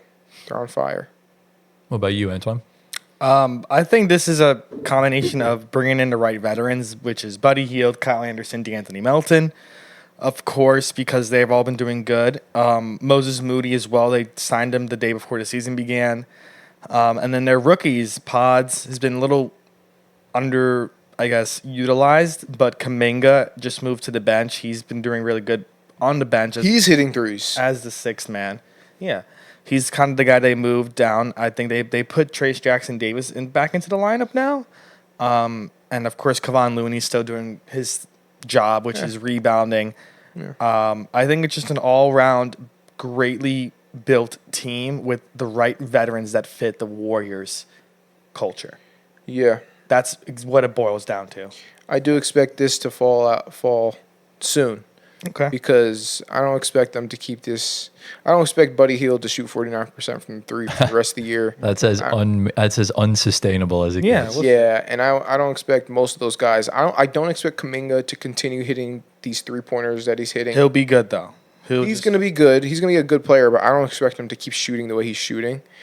And yeah, I think it'll balance out. They'll be better than I expected still, but they're not going to be number 1, number 2 seed. So Right. Okay. No, they're not. Yeah, honestly, like the real unsung hero of this team is Draymond Green. Yeah. I mean, he can make an easy case for DPOY this year. Wow. I think the way he's anchoring that Warriors defense, putting guys that aren't good defenders in spots where they can defend at a high level, It's true. is really good. And he's their starting center at times. Yep. Kind of alternating between Trace Jackson Davis. But yeah, I mean, the way he's been playing, I think he has like a defensive rating of like 102, which doesn't tell the full story, but it kind of gives you a good sense as to kind of what he's doing. Okay. But yeah, I mean, I have to admit, he's a hell of a player. he really is. First ballot Hall of Famer, one of the best defenders of all time, whether you like it or not. It just kind of is what it is. Yeah. Now, the Warriors have set themselves up for something really special. So this is the fifth time this is the fifth time in franchise history that through the first 10 games of the season, they have a point differential of 100 or more, outscoring their opponents in total by 100 plus. The previous 4 times they've done this, they made the NBA Finals. And in those 4 NBA Finals, they won 2 of them. So very interesting to kind of see. Okay. Are you telling me they're going to the finals? The prophecy says yes. Do I believe it? I don't know. No. But one thing I have learned in the past is that you still can never count Steph out. Just like the Miami Heat. They're always there. And they're always going to sneak up on you. I think that prophecy is a lot more logical if they acquire Giannis at the deadline. I don't know, because you're thinning out all your depth and all your future assets if you get Well, we'll Giannis. see what they give up. Right, because I think they might trade Kuminga at the deadline because they're not going to pay him. Mm-hmm. And you don't want to Do they deal with... keep Draymond if they get? Yeah. If they get Yeah. That's Absolutely. an insane lineup. Yeah, 'cause they're going to... Wiggins will be the casualty, even though he's playing really well. Yeah. But Giannis is better than Wiggins, so it really doesn't matter. On defense and offense, But bro. yeah, no, that was a crazy. I saw it on ESPN earlier today, and I'm like, that's wild. So I'll ask, ceiling wise for the Warriors, seeding and playoffs. Ceiling is top 5. Yes. You're a hater, I know. Top 5, not higher. Yeah. I think, they're going to be top play-in, I think. And they're going to get knocked out first, second They'll round. be like a 7 seed. Okay, I think I predict them to miss the playoffs completely. I do think their ceiling's like top 4, and I think I have actually more faith in the Warriors than I do the Suns. Okay. And I think they're a second round team at best. It really depends on who they get in the first round. But more than likely is a first round exit. But we'll have to see. They could just make the finals for all we know. Wow. But I hope not, bro. any final thoughts regarding the Golden State Warriors? Let's move on, bro, before I get pissed. Okay. All right. You're about to get pissed even more because we're about to talk about the other team that they played in the finals all those years, the Cleveland Cavaliers, who are now 11-0. They're such frauds, bro. No, bro. They are not. They're such fakers, bro. No, the stats do not lie. The Cavs are leading the league in points per game, field goal percentage, 3-point percentage, and offensive rating. They have the best offense in the NBA. It's fake. And I believe they're top 5 in defense as well. The NBA is scripted. Okay, definitely. I literally said this team is too good to be bad, and you disagreed with me. You They're- said, you- no, you- They're no, too no, bad no, to no. be You good, still though. put them in 6th. They're too bad. So- Well, yes, but they're still making the playoffs. Where Yes, did I but- put them? You put them in 8th, you donut. Like, bro. Bro, you're canceled. Like, bro, You're I not went, sage your I shit. went off on a crazy ass limb and put them in 2nd, and that even looks like disrespectful because it looks like they're going to finish 1st. Nah. But Celtics got that. Darius Garland this past week in specific, my God, he just won Eastern Conference Player of the Week. In this week alone, he averaged 25 points and 7 assists while shooting 58% from 3.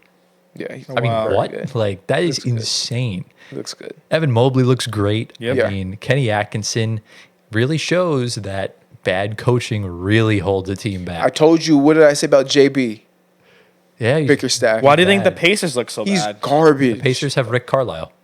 Oh, no. The Pistons. Pistons. Yeah. Sorry. I told you JB Bickerstaff is the Pistons. most Bro, trash coach. The Pistons are 4-7. They were like 1-30 at this point last year, so they have improved. But Kenny Atkinson, I knew I should have picked him for Coach of the Year. I knew I should. I shouldn't have gone for the safety net pick. But you Who'd know you what? go It's for? fine. I went for Missoula. Missoula. Yeah, but He it's might fine. get it. He might get it. He's Oh, not yeah. getting it. It's gonna be Kenny Atkinson. The Well, look. unsung hero of this team is their bench. Specifically, Levert, Yeah. Sam Merrill, Ty Jerome, Georges Niang, No, Isaac guys are Okoro, Dean Wade, all averaging decent bench numbers. Ty Jerome is low-key a 6-man dark horse Yeah. for 6-man of the year. Yeah. No way. I'm being dead serious. No, yeah, he has. Like What's he averaging? Just a little over 10 points a game. But sixth man is not. You don't get too six man much. averaging 10 points. All right, Gio. You Relax. don't get Okay. that. He's averaging more than you right now. That's fair. Very fair. That's a good point. He's averaging great more than point. you right now. But yeah, y'all's thoughts on the Cleveland Cavaliers? I'm not surprised because I said this team is too good to be bad because the starting five is just lethal all around. And then their bench, I did not predict Ty Jerome being, I guess, the prominent bench piece. I think that left it to I myself leaving like Levert or like Niang because he's on a big contract. They're still missing Max Strus. Don't forget, Max Strus hasn't even played yet. Yeah. He's coming back. Remember lockdown Strus for the Heat? He's not locked down, bro. He's knocked down. Knocked down. Lockdown is for a defender. No, lockdown is defense. It's not. It's 3 points. You said it right the first time. Yeah, you said it right the first time. He's though. knocked down. So Strus is on a big contract. Remember, Gio? Big I contract. remember him. Strus. I remember Another him. shooter coming into the offense. Yeah, they got enough shooters. They don't need him. No, he's It great. is true. They do have enough shooters, but he's going to start. Yeah. Yeah. He's a prominent piece of that Yeah, team. and I don't think they need any big deadline moves. I think they'll be fine. Maybe, They'll be maybe fine. bench Yeah. help. No, they don't even need that. I don't expect them to be top 3 by the end of the year, though. Oh no, they absolutely. They will, Gio. Bro, they already They're have going to fall to 4. they They're already not have- going to go to 8. They already have like a 6-game lead on like the entirety of the Eastern Conference. I think they're gonna finish dead last. Okay. No. I think They're it's gonna finish- Celtics, Knicks. Excuse me. Bro, he's been so biased this whole episode. You think they? Insane. you think they? I like that. You think they improve? You're a believer. Celtics. We need believers Knicks. in here. Yeah, it might be the Cavs at 3. Yeah, I told you. Like, Might be. it's- I'm telling you, there's no way the Bucks and the Sixers go Bucks. up. there's no way. There's no way the Knicks even No. go up either. Knicks will. You're not a believer. I'm not. These are the believers. You didn't even believe in them. We're either. still the believers. Okay. The Sixers, when Embiid, hopefully Embiid comes back ASAP, they'll be fine with Embiid. Could we see the Nets in the top 6? Oh God, I'm gonna throw up. That's gonna be a phenomenal thing to see because, Bro. for me, they don't get the number 1 pick, so it's phenomenal. He's a hater now. Well, I mean, we're gonna sell at the deadline, so we'll make sure we get out of the playoffs. Right now, I don't know. Right, Right- now, like I can dead ass, I can confidently say we are playing much better basketball than the Knicks. I think we're Yeah. playing much better Right basketball now- than most of the NBA. Yeah. Right now, if it weren't for the Raptors being so abysmal, the Sixers and Bucks would have been the 2 worst teams in the East. Yeah, And they're still there. And Damn, the Raptors are that bad? they're 2-9. Yeah, they're terrible. Oh, Yeah. Yikes. No, but they're the- strategically tanking. The Wizards Yeah. are better. They're 2-6. But yeah, right now the East is all over the place. You have teams and spots they're not supposed to be in. It's awful. There's You only have- there's only 2 teams with winning records in the Eastern Conference. Yes, that is correct. It's awful. The West is so superior. It's not you even know close. We right now all the teams we had in the bottom barrel are in the play-in, specifically the Pistons, the Hornets, and the Bulls, and the Nets. All 4 actually. That we had bottom barrel, they're in the play-in. Yeah, That's not going to happen, bro. You know how it's going to finish. it'll all even itself out. It's going to even. The NBA is always like this in the beginning. What do we see? Being genuinely honest and unbiased, ceiling wise for the Cavs, seed wise and playoffs. I'm being so honest with you, As bro. it's 4. looking right now, I'm being honest, bro. You think the highest they could finish is 4? Okay, well, the highest they can finish is 2. Okay, But where I think they're going to finish, 4. okay. that's not bad either. I think top 3 is the target. I think the Knicks and Pacers fall off a little bit. I think they get the 2 seed as Tyler predicted. Yeah, I'm sticking with my prediction. I think still the they're gonna be Bucks 2 seed. and the Sixers are right now way far out. They have to make Doc Rivers is trash. they have to make a significant rise, but even if they significantly rise, it's not going to be near Cleveland, Boston. One thing I am concerned And about those with guys. Milwaukee for myself is that if they do decide to blow it up and they tank, any pick inside that pick we have, it's top 4 protected. So they could realistically still get Cooper Flag, which worries me. So Oh, I'm- because if it falls into the top 4, it's theirs. If it's 5 or later, it's ours. So we'll have to see. But if it's 5 or later, it's yours. yes. Where do we see ceiling wise for Cavs playoffs? Conference finals, easily. I think this can be a conference finals team. Conference final. Easily. I think it really depends on who they play. Yeah. I right think- now, the East is just Cavs and Boston right now. Yeah, That's what I'm looking really at. the only teams, and I The think we'll Cavs have play to the see. Knicks. I don't see them beating the Knicks. I think if honestly, if they played right now in a 7-game series, I don't think the Knicks even lose by less than 10 points. Like I think the Cavs sweep them in Winning by by a 20 or- blowout. yeah. Yeah. I don't know. I think have a lot of faith. A lot of the faith Knicks, in bro. like the fact that what you said 2 weeks ago about the Knicks and they've gotten worse since then. What did I say? You said that Mikal Bridges would get better, and he was doing a little bit better last week, and he's gotten even worse. Cat defensively's gotten worse over the past couple weeks. Brunson's gonna gotten be worse okay. efficiency wise. They're already down to a 6-man rotation in November. Yikes. Yeah, You know what, Tyler? You bring bad, up some man. really good points here, bro. Yeah, it's just But like I said. I know It's I'm still early. I know I'm a Nets It is fan, but early. I'm being unbiased here. So I think I the know. Cavs are a conference finals there's team. about 60 more games to play. 70. 70 more 70, games. yeah. 70. We'll be Right, okay. based on these first 10 games, I would say the ceiling for the Cavs is the finals. Oof. Yeah. I mean, they haven't lost a game. They're the best team in the NBA right now. So I guess the ceiling would be like finals championship. I guess so. Okay. So you kind of have to put them in that contender conversation. Of course. Unless they lose like 8 straight, Yeah. then we'll have to see. But they do play the Celtics next week. So we'll finally, That's big test for that- them. know what day? That's I don't- tasty I think it's like basketball. I think it's in the in-season tournament, but I don't know. Okay. That's tasty basketball. Tasty Good to basketball. watch. Good to watch. So- I can't wait for the in-season tournament. Tomorrow. So ready. Well, yesterday by the time this episode comes out, you'll see the first night. Let's go. So are we ready to get into the final team? Yeah. So, Let's talk about the Denver Nuggets. Now, flashback to 2 weeks ago, where we did our overreactions regarding certain teams. The Nuggets were 0-2. Yep. They looked awful on both ends of the floor. Michael Porter was shooting 18% Mm-hmm. from three. Jamal Murray was averaging like 5 turnovers. Russell Westbrook was just abysmal. yeah. And I said they weren't a championship team, and they fucking listened to me, and they have bounced back. They have just won 5 straight games. I mean, come on. I mean, these haven't even been against bad teams. I mean, they just beat the Mavs. teams. They just beat the Thunder. Yeah. And even against like some of the worst teams in the East, like the Raptors played them competitively. We Yeah. played them competitively. So good litmus tests for both because you can't really take the tanking teams lightly, and it's good to see the tanking teams go up against championship contenders. Yeah. The third quarter's really just been the Nuggets' best friend here. They rank third in the NBA in point differential behind the Warriors and the Celtics. Jokic and Murray in the fourth quarter have been doing Jokic and Murray things. But I think what we really need to talk about is that big man from Serbia. I mean, Nikola Jokic has been otherworldly I think he's talking about me. to start the season. Yes, definitely. You're not the big man from Serbia. Yeah, you're not the big man. You're the big nose from Italy. I think. But- I think he's still talking about me. I think he's still talking about. But yeah, Now he is. let's talk about Nikola Jokic Yeah. because in his first 10 games, he is averaging just under 30 points, 14 rebounds, and 12 assists with almost 2 steals and 1 block. He's shooting 56% from the field, 56% from 3. Wait, from 3? From 3. 56? Yes. And he's taking just under 4 attempts a game as well. So he's efficient with it. And it's like medium volume That's almost. insane. His true shooting percentage is 2/3. Wow. Like, that is disgusting. Like, these are video game numbers. Sick. They're like my team stats. Yeah, you see, this is my MVP when Embiid is not playing. And it's still my MVP with Embiid. Yeah, I was playing. gonna say. I don't know where I'm going with this, but Jokic he's very inspiring. He inspires me to play basketball. He inspires me to be a second. No, but in all honesty, he is the best player I've seen since LeBron. Whoa. Can I go a step further? He's better than LeBron? I don't think he's better than LeBron. He's the best player I've seen. Let me preface this. LeBron is the best player that I've witnessed.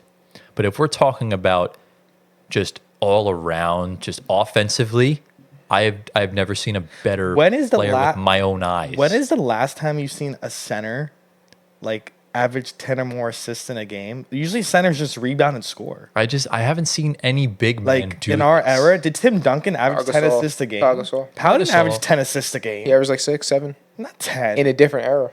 but not Completely 10. Right. different era. I understand If Pau that. Gasol played today, he'd be Nikola Jokic. Okay, whatever. Anyway. It's crazy. But no, yeah, they look phenomenal. I think they lose a guy in Aaron Gordon. It's a kind of a big blow, but you install Peyton Watson, who you already have a significant bench role in, yeah. and he looks like he's on a different world for him. He looks like he's Looks good. enjoying life. with this team. They're on a 5-game winning streak. Christian Brown looks really good. Oh, very good.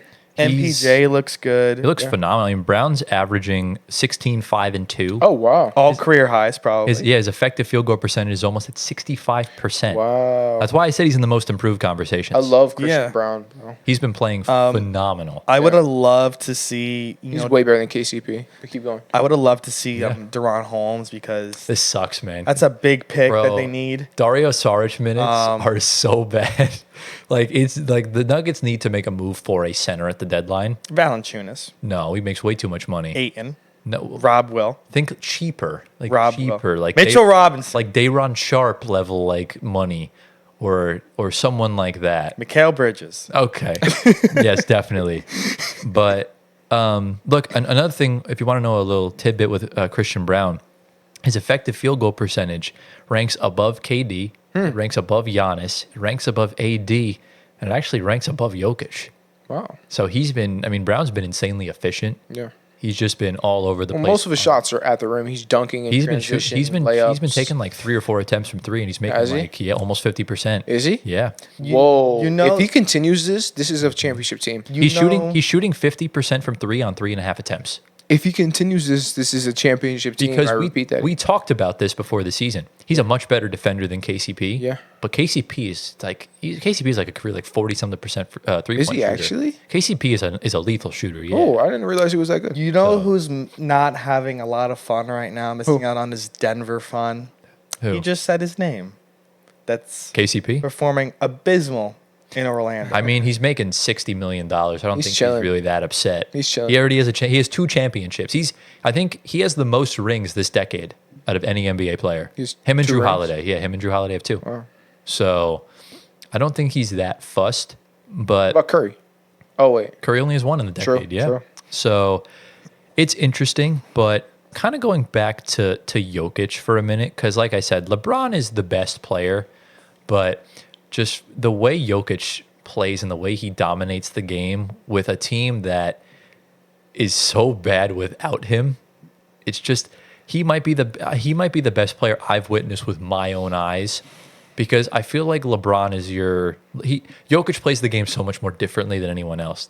That's kind of why. And I think LeBron's been so dominant over his career, I've gotten tired of watching it, if that makes any sense. Wow. Because it's kind of the same thing. Jokic is a breath of fresh air. And just seeing a 6'11", 280-pound center that's got a vertical of -1 inch, Yeah. it's just insane.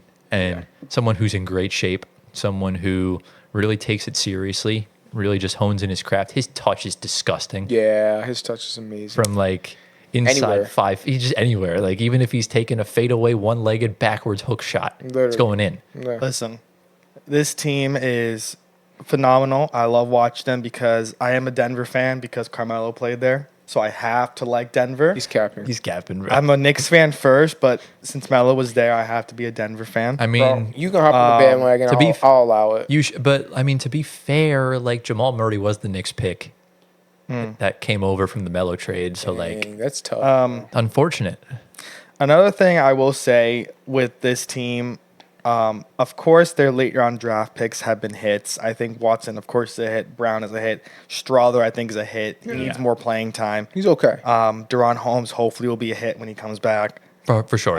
But their success has turned into valuable draft picks that they've been using in Yeah. the later rounds, later in the draft, which you don't really tend to hit on guys in the 30s and the 29s, depending on how there's some notable they names are. I can think of. Like Jimmy Butler was the 30th pick in the draft. Yeah, you hit on some, but not consecutive as they've been hitting Correct, on yeah. good role Very players. true. Very true. I think the Nets did a good job with their mid-20s picks. Like we got Cam Thomas at 27. We got Day'Ron Sharp at 29. Claxton was 31st. We had Clowney at 20. Yeah. So teams like LeBron said it on his podcast before it went bust, because we all knew that was a coaching PR thing. But he said, like, like the same teams draft well, the same teams draft poorly. So the Nuggets have gotten better at drafting. Obviously, Jokic was an outlier. You didn't really expect much. Nurkic was their big man that year, Right. but Murray was a hit. Yep. Donovan Mitchell was a hit, but they traded him on draft night, unfortunately. Wait, the Nuggets drafted Donovan. Nuggets drafted Donovan Mitchell, but they traded him. They traded the rights away. So, but yeah, Michael Porter wound up being a hit. That might have been one of the best risks ever taken in like NBA history that I can think of. That was huge for them. Yeah. So it's good. It's good to see, and I think these young guys will really turn even better. I tweeted it out a couple months ago. I think Peyton Watson will be a DPOY in his career. Oh wow! Yeah. He's that good. He's a good defender. He's that good. DPOY, that's a big statement right there. He's a guy like Bam that can guard 1 through 5. Wow.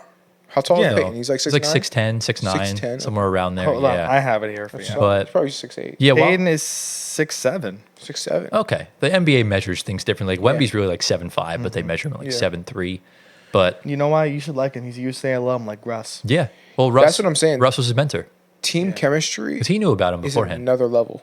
Yeah. This team chemistry is really good. This is championship level chemistry. That's why they re-signed DeAndre Jordan. Just sit the bench and cheerlead. Like you got veterans like Russ and DeAndre. Yeah. Like this team chemistry is outstanding. Yeah. Yeah. I need to say like one or two more things about Jokic before we kind of close this off. So obviously, as I mentioned previously, leads the league in rebounds and assists, ranks 4th in points, 9th in steals, leads the league by a landslide in touches. He's got like 120 per game. The next closest is like at 98. Yeah. Something like that. But can I just tell you his stat lines from the first 10 games of the season? Can I just tell you? Opened up the season 16, 12, and 13. That was a bad game, by the way. I mean, the Nuggets played awful. The Thunder blew them out. Just a bad start. Second game, 41, 9, and 4. The third game, 40, 10, and 4. And this is where like his teammates really started to pick up the slack because you saw the assist numbers start to go up now. Yep. In game number 4, 29, 18, and 16. Fifth game, 26, 9, and 13. The next game, 27, 16, and 9. 28, 14, and 13. 23, 20, and 16 against the Oklahoma City Thunder. 30, 11, and 14. And most recently at the time of recording, 37, 18, and 15. Oh, wow. Not only has he had 4 triple-doubles in his past 4 games, in 10 games so far this season, in 3 of them, he has recorded at least 20, 15, and 15. This is insane. It's nutty. This is why Nikola Jokic is in my top 15 players all time. And he's only going to go up from here. That's also why Russell Westbrook is in my top 15 players of all time. Okay. Because that is crazy. I was just playing. But there's a lot of narratives have started since the championship, and it's really starting to get a lot louder now. People are putting him above KD. They're putting him above Steph. All time? They're putting him above Kobe. So Jokic people are finally starting to see the light with Nikola Jokic. And shout out whoever tweeted it. I don't remember who it was. It might have been 3Cone, but he said Jokic might defeat voter fatigue because voter fatigue is clearly in effect right now. But he's playing so good that I don't think anyone can surpass him right now. Is this sustainable for Nikola Jokic? Absolutely. Is it? I think he's going to comfortably average a triple-double. Michael Porter said it last night. They're not even close triple-doubles. Like 37, 15, and 16. Like, what is that? Right. I can't even get that on my career. That's. But my thing is, it's a good point. Is this sustainable for Nikola Jokic? His motor and his body, like, are we going to see, like... I mean, he shouldn't be playing 40 minutes. That's what I'm saying. But, look, I mean... And the touches that he's getting... The Nuggets have started the season off with a pretty tough schedule. Yeah. Once they start getting into a groove and Gordon comes back and they start playing the Pistons and stuff like that, they'll have their games where they go up 30 and he'll sit out the entire fourth. Okay. So... It's really all about that because what the Nuggets did in 2023, Jokic was averaging like 39 minutes a game, but they locked up the 1 seed in March. They just took it easy the rest of the time. That's when he got his body right and they got ready for a playoff run. Okay. So, let me tell you this, though. If the Nuggets continue to play in close games as they've been playing in this whole entire season, Nikola Jokic will indeed get MVP because he's probably the best closer in the NBA. He might win Clutch Player of the Year. He probably will. He's the best closer in the NBA, and if he plays all these minutes, because if games are close, he's going to be playing, right? Right, yeah. So if he's playing all these minutes, the stats are going to rack up like crazy. He's going to get his fourth MVP. it would be four MVPs in the past 5 years. Yeah, and it would also technically mean he should have won 5 in a row. because he was on his way to winning that third consecutive. Yeah. If this Before the narrative continues, changed. if the Nuggets don't get better, like in terms of like Well, it depends. as a team, If if he has to continue to carry the team the way he's doing, he's Yeah. going to win MVP. if the Thunder wind up getting the first seed, or if the Thunder or whoever winds up getting the first seed, he might not win it. But if the Nuggets secure at least the top 4 seed, Yeah. without a doubt. Yes. And I low-key think Jokic is going to spark a rule change in the NBA where they might just have to start giving out awards for each conference like they do in baseball. I agree. Because he's just going to win them all. Well, I mean, let's be honest. The only MVP candidates are in the West. I mean, no.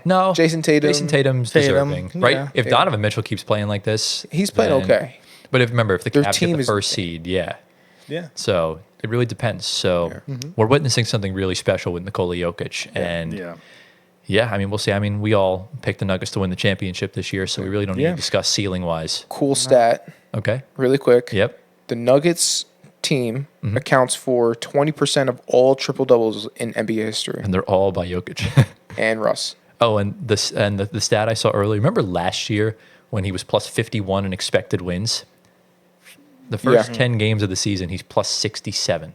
Right now. Yes. Okay. He ranks in the 100th percentile in point differential, in expected wins, in points per 100 possession. Last year, just to put in perspective, when Jokic was on the floor, the Nuggets' points per 100 possession was up by plus 19. Right now, it's up by plus 44. He's also in the Dirty. 100th percentile in effective field goal percentage. It's doubled since last year, and is in the 98th percentile in offensive rebounding percentage, Wow. which is it's a 10x increase. Wow. Insane.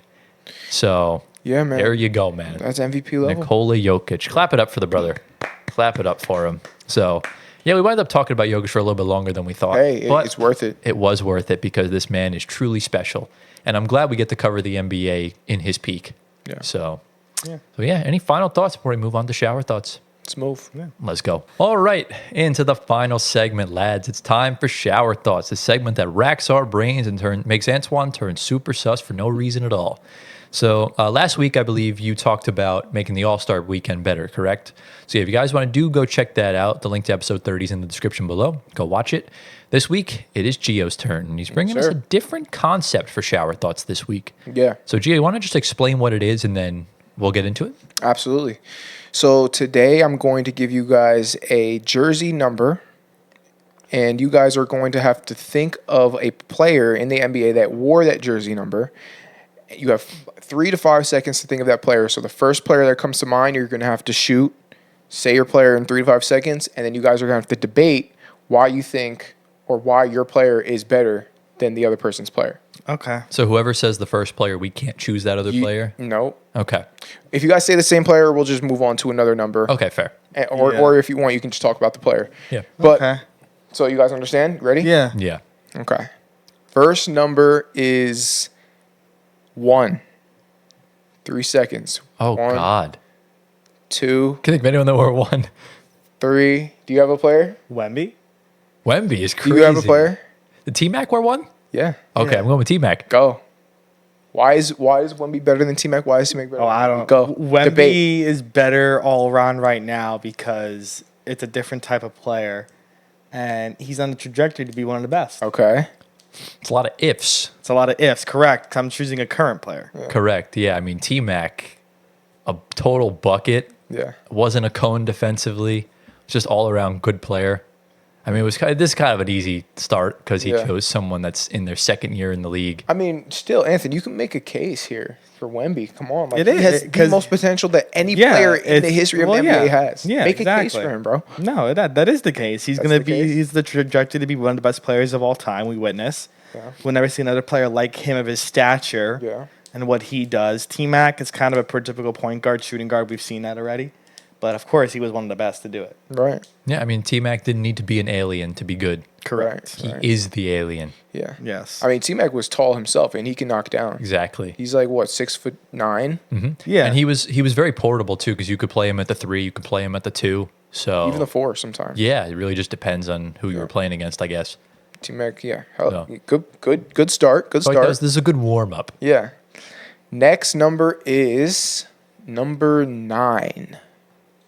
Think of a Number player. 9. Number 9. Who Who the- played number 9 in the NBA? Who the hell wore number 9? Think of player. You could think of players right now. Think of players back in the day. I'm so We scarred. can skip if you because guys want. I don't know now. all I'm thinking about is freaking dumbass Bronny, bro. But look, that's the first player that came to mind. So you have to debate for him. I got one. Okay. Goran Dragic wore Goran number 9. Dragic. There we number go. 9. Now who's your player? Go on, Come Bronny. on. Did Landry Fields wear 9? Yeah, just go to a different number. Okay. Well, This is a lost cause. I mean, there's RJ Barrett. I know we're number 9, but we'll just move on. RJ just go did to a wear different number number. 9. that all was tougher. Next one is number 0. Russ. Okay, so that's your player. Who's your player? I have one. Another one for you. I have a few. I'm trying to think of someone like all time, like insane. You have 3 seconds. First player that comes to mind. 1, 2, Jason Tatum. 3. Ooh. Oh, good pick. he wins. All right, debate. He You wins. have to. I don't care. You have to. You make have to the try case and for your debate. Don't player. just give up. Russ is the only player to average a triple-double in his career besides Jokic. So you have the 2 players to ever do that on the same team right now. We're not talking about teams, individuals. Right. But Jokic also never averaged a triple double. Right. Russ, he's so inspirational. That's my reason. Okay. But no, in all honesty, growing up, he was probably the best player I saw that did it all. Mm-hmm. And his stamina and his attitude and his grit and everything on that OKC team, I think, really made him, I think, one of the most feared players. I think a lot of teams feared him. I think he had the dog mentality. He still has the dog. He has the puppy mentality now. Okay, buddy. But he had the dog mentality back in the day, and I loved watching him. I still love watching him when he's good. But that OKC team was great. Of course, one of the best that we grew up with watching. Of course, their whiteouts in the playoff time when they had like the icy. Was it? No, that was the Heat. Never mind. But the Thunder did have whiteouts during the playoffs. They do. Yeah, they do. I remember the crazy shot Russ hit in the corner. That Yeah. 3-pointer. Just Against the Warriors? Turn back. Oh, that was beautiful. Just threw against it the up. Warriors. Oh, that's so good. Of course, his dunks, Yeah. his yelling. He's one of the best to do it in our time. That's what I have. I don't think Tatum could replicate that early of his Ooh. career. Ooh. Jason I Tatum's like that case. Jason Tatum's already been to 2 finals, won one of them, and he's not even 20 years old yet. He's still only 19. That's a really good case. Really good case. Look, plain and simple. We all know how good Prime Russ was, but the regression since then has kind of knocked him back. Jason Tatum also has the most points ever scored in a Game 7 in NBA history, when he scored 51 points against the Philadelphia 76ers in 2023. He's a one-time conference finals MVP, is the face of the Celtics franchise, didn't win finals MVP, but still, played well enough that he was the second best player on that team. But he didn't need to play at his absolute best because the Celtics were so stacked. But I mean, you see what Jason Tatum's been able to do across his career, for making a conference finals his rookie year, and just leading that Celtics team year after year. And his ceiling is stupidly high, especially on a team that could be a potential dynasty. I don't know, man. I feel like he's reached his ceiling. I don't think No. he has. I feel like Tatum's footwork when he was a rookie was better than it is now. If Well, you go back and he's dealt watch with a lot of film, ankle injuries. but still, man. But if you're looking at it from this perspective, Jason Tatum was not named Finals MVP. Yep. You've seen to start the season, he's been coming out hot. Yeah. Yep. He's mad. Yeah. And look, I think his ceiling is a lot higher than Russ's was at this point in his career. Fair enough. So I'm going Jason Tatum. I thought I Fair had a enough. better argument for him than Dame. So that's why I went Tatum. Yes, Fair, I agree. fair. Now, look, if Tatum comes out and wins MVP this year, you can say Tatum's better than Russ all time. You can say it, but let's see. We'll see. We'll see. Next number. We got number 32. You have 3 seconds. Magic Johnson. The first player. Who's your player? Go. Larry Bird, No, wore you wore 33. Next player, go. I'm glad I 32. liked it, Magic. 32. Next MJ wore 23. Shaq. Okay. Shaq wore 32. Oh, yeah. Shaq This is a wore good 32 one. for the I Heat. thought he was going to go Cat.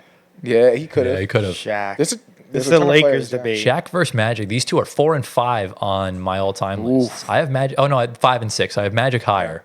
All right, who wants to go first? Magic higher. I think it's flip flop, but Shaq is the most dominant player in NBA history. Talk more into the mic. I'm scratching my face. Shaq is the most dominant player in NBA history, besides Jokic. But when I think of dominance, I think just like big body, just dunking, rebounding, crashing the boards, big body, broke backboards. Wait, hold on. Can I just pause you there? You just said besides Jokic. Are you saying Jokic is a better all-time center than No, Shaq? Jokic is dominant like Shaq. Okay. But in Shaq's eyes, he's the best, and Jokic will never beat him. Okay. So Yeah. I'm agreeing with Shaq right now to get my point across that he's better than Magic. Okay. Yeah, I think you can't discount how great Shaq is, and he changed basketball in his own body, shape, and form of his way he played. I think that's what made him so great, and why he's, of course, in the Hall of Fame, and why he's top 10 in my book, arguably top 5 as well. Okay. Okay. Fair enough. It's just Shaq is great in his own regard, but when you put him up against Magic, it's kind of hard. Considering that Magic not only is the best passer in NBA history, I think we could all agree on that. In my opinion, still the best point guard to ever grace the NBA. And unlike Shaq, Magic never got benched in an NBA Finals. So You saying you can't shoot free throws, bro? can't shoot free throws, can't just shoot, period. I mean, Magic wasn't a great shooter, but, compared to Shaq, Magic was almost Steph level. Yeah. Just on that regard. Yeah. And was part of and he was one of the 2 players that saved the NBA back in the early 90s. Yeah. So, 80s. sorry, 80s, yeah. Yeah. So, I mean, I'm gonna have to go with Tyler here on this case. The case he made for Magic was just a little bit better than your case. I that you think made for Shaq. Magic is better. But all around. that's the point of the game is you have to No, but make I'm gonna the case I'm to a, say. I agree that Magic is better than Shaq. Okay, fine.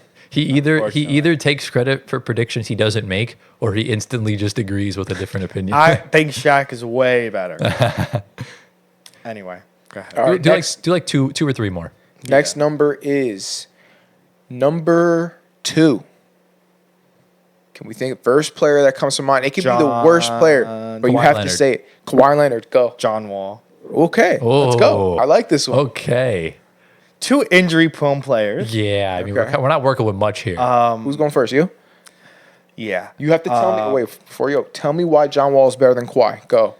John Wall, former number 1 overall pick. Loved watching him play in his first couple years in Washington. Was a really good player. I think the case for him is that the injuries plagued him significantly more than Kawhi did. He had a lot less time to recover, and his career ended a lot more abruptly. Talking about John Wall? Kawhi's. Yeah. But you're supposed to be making the case for John yeah, Wall. make the case for Don't tell me yeah, that he. I think many I injuries. think the injuries hurt his career, but his flashiness, his passing, his scoring ability Gotcha. was the prototypical point guard, and he excelled, I think, a lot more than a lot of guys that in his time he was drafted, which were like, I guess, who were the point guards that were like during his time? I mean, Tony Parker, Yeah. Chris Paul. Westbrook, He was Curry, all he of- was a new Yeah. breed that came in, and he had a really big dog mentality like Russ, where he just attacked the glass. He dished the ball. Wasn't, I think, a really good rebounder, but I think the scoring and his driving So to what? get to the basket. What is something about John Wall that he does better than Kawhi Leonard? I think dishing the ball out. Okay. And I think getting to the rim, scoring Scoring. a lot better. I think Kawhi, of course, had a better, I guess, range compared to Wall, but getting to the basket, Wall, I think, What's his best asset? Wall? I think his speed. Ah, thank you. Yeah, I was waiting for that. Yeah. Took a lot, John took Wall, a very long that's time. why I said getting to the basket is speed. Okay. Yeah, And that's what he did the best. Okay. He was a Wall. He was a Wall. he was a wall. Now, Tyler, why is Kawhi better than John Wall? Look, I mean, I could. The simplest answer would be he has 2 Finals MVPs. One of them being from the Dynasty Spurs. He was such a saving grace to that franchise because they were ready to blow it up, and he managed to be the change there, where you get Parker, Duncan, Ginobili another ring, but you're the best player in that series and basically on the team at that point. And look, we saw what he did in Toronto. I mean, that team, he was the missing piece. And, some would argue Kawhi's the greatest defender to ever grace the NBA. I know you believe in that. Yep. I don't think he's the best, but I think he's like top 3, 4, Yeah. like of all time. And look, it's unfortunate with the injuries, but like I mentioned 2 weeks ago, when he's on the floor, he never gives half-ass effort, and he's always playing at the top of his game on both ends of the floor. And John Wall's quicker than Kawhi. He passes the ball better than Kawhi. Kawhi Leonard's a much better defender. He's a much better scorer. He's a much better playoff performer. So I think Kawhi is clearly the better player to wear number 2. I disagree. Okay. Talk to me. Disagree. Talk to me. I think we never get to witness Wall at his prime. Okay. We saw his early days, of course, which were his Kentucky days, which were phenomenal. And of course he lived up, but we never saw him hit his prime. I think his prime was significantly more than 20 points a game and 8 assists. I think Wall could have did it all. And like significantly more. I think he would have been a more healthier Tyrese Maxey, and a Tyrese Maxey that passed the ball and racked up assists. Maxey not doing that. So the point guard version of Tyrese Maxey. I would almost say like a Hall of Fame version of Spencer Dinwiddie. Ooh. Because Spencer Dinwiddie kind of made his mark by just getting mismatches and just driving to the hoop because he was faster than them. Yeah. Okay. But look, I mean, like you said, 2 injury-prone players. We know what Wall could have been. Kawhi Leonard has missed more games than dirt, and he has 2 Finals MVPs. Yeah. Just imagine what he would have done if he'd stayed healthy in Los Angeles, or even if he stayed with Toronto, or if he didn't even leave San Antonio. Like Kawhi's an underrated what-if player, because he's accomplished so much. Yeah, that's the thing. So, and I do also believe Kawhi was on the top 75 NBA team. He should be if he wasn't. Yeah. So yeah, Anthony, I'm sorry. You made a decent case for John Wall, but Tyler, you know what? He just has the better player, man. I agree with him. Yeah. All right. Let's do one more. One more? One more. All right, let's do it. The next number is number 3. Allen Iverson. Okay. Go. Quick. 1, 2. LaMelo Ball. He never wore He number wears 3. number 2, right? Yeah, he wears 2. He wears 1. Oh, he wears or 2. Okay, ready? Yeah. Think of a player. Number 3. Number 3. 1, 2. Chris Paul. Okay, there you go. Oh, this is gonna be a good one. Pick. It's gonna be a good one. Go. Chris Paul is the best point guard of all time. Okay, that's That is wild. bro. Make the case Chris for Paul is the general, the floor general. The floor like it. general. He is the passer. Everything goes through Chris Paul. It went through him in New Orleans. It went through him in LA, and it still goes through him currently to this day when he's 95 years old. Yeah, I mean that is Chris Paul. For Every you. point. he made, as you said, that Phoenix team with Mikal, Cam Johnson was significantly better, and he made them better. Now that they're not there anymore, they have gone to crap. Specifically, Mikal. I think Cam has not gone to crap. I think he's gotten better, of course. Oh, it's because he has he's a in a point different guard. team. He's making San Antonio look a lot better. Golden State days were a little shaky, but I think of course New Orleans and LA were his biggest inspirations because he made Blake better, he made DeAndre Jordan better, he made Eric Bledsoe better, he made Lou Williams better, he made Jamal Crawford better. New Orleans, he made Anthony Davis better in his rookie years. I don't think they shared the court. I don't think he played. They didn't share the Are court. you sure? I think he Yeah, was, he was positive. Wasn't he there the first year? No, because he played with Blake Griffin on the Clippers. Yeah, he wasn't there. No. Already a massive blow to the argument. No. This is the floor general. Bro didn't even watch Chris Paul. This is Yeah. the anchor. This is the president of the NBA Players Association. He's not Okay. anymore. It's CJ McCollum. Okay, he previous president. He was a You're previous telling me he's a leader of leaders. He is the leader. Okay. When you want, Get into that. when you have a team of young guys that Okay. need motivation and advice from the greatest, Chris Paul is there. He's anchoring Wemby on that rebuilding Spurs team. He's making. He made Sochan look so good in the first week of the season. Yes. He's making Stephon Castle look great now, filling Yeah. into the rotation. All right. He's So you're making basically your case. Is, so basically your case is Chris Paul makes everyone else look good. everywhere he goes. You're not telling me about Chris Paul though. Well, I'm telling you what he brings. Okay, I like it though. But Chris I Paul, want to hear Tyler though. he was a scorer in his heyday in LA. You know, his mid-range was great. His three-point shooting was okay, but his mid-range and getting to the basket, his passing was phenomenal. His way to wiggle out of the paint and wiggle in back to the paint to score was different. He ran around the whole side of the court offensively, you know, and then lobbing it up to Blake all the Yeah. time. You know, that's why it was Lob City for a reason. Right. Yeah. All right. Tyler, tell me why Allen Iverson is better than Chris Paul. Allen Iverson. I mean, I think as far as the all-time rankings go, Allen Iverson does rank much higher than Chris Paul all-time. Wow. Allen Iverson, I would argue, is the fourth best shooting guard to ever grace the NBA. So there's that. I think he's one of, if not the most skilled player in NBA history. You can probably say Kyrie's more skilled, but for the sake of this argument, I will say that Allen Iverson is the most skilled player. Certified bucket getter, playoff riser, something that Chris Paul cannot do. Ooh, wow. Whoa. See, this is how you make a case. You show the strength of your player, Well, and you if I'm compare that being with the weakness honest, of the other player. I agree that AI is better than Chris Paul. All right, but you're supposed to make the case for Chris Paul. I can't because AI is better. He's not choosing a crappy player. I gave him time to say AI too, and he didn't. Yeah. So Yeah. But yeah, I mean, look, even though they didn't win the finals, AI played his ass off in that Yeah. NBA finals, and the fact that he got the Sixers to the finals, past the second round, is even crazier. But I mean, even what you did in Detroit, in Denver, yes, Denver, not Detroit. yeah, I almost said He did go to twice. Detroit, but didn't have good years over Yeah, there. yeah, in Denver. And look, he was just him. He was that guy. Wasn't the greatest three-point shooter, but again, that wasn't the era. It wasn't the pace and space. It was just kind of the whole interior Just get a scoring. bucket. Exactly. And he wasn't a cone defensively either. So he was someone that would always give 100%. Oh, yeah, and- active on defense. Exactly, yeah. And just one of the shiftiest guys to play the game. he was very I inspirational. would say, for your argument, Chris Paul is also a very good defender. A lot of people don't think about how good Chris Paul is on defense. He's a very solid defender for his size, especially. He's a smart defender. Very smart, and overall, just a smart player. Yeah. He's, like you said, you did say he was a manager on the court, manages the game. He gets you wins, at least in the regular season. Yeah. Yes. But Chris Paul, he really is IQ out the roof. Yes. Okay, probably one of the smartest players to play the game. His court mapping is Insane. nuts. It's almost Jokic level. Yeah. I So would say it's probably on par with Jokic.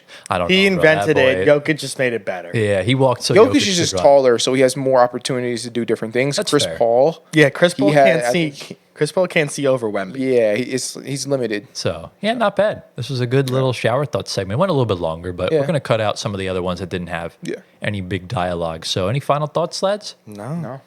All right, ladies job, and guys. gentlemen, well, that brings us to the end. Oh, it's my turn next week for shower thoughts, so it should be interesting. So, we'll see. But, ladies and gentlemen, with that brings us to the end of episode 31 of the Floor Spacer podcast. Gio, you know what time in the video it is.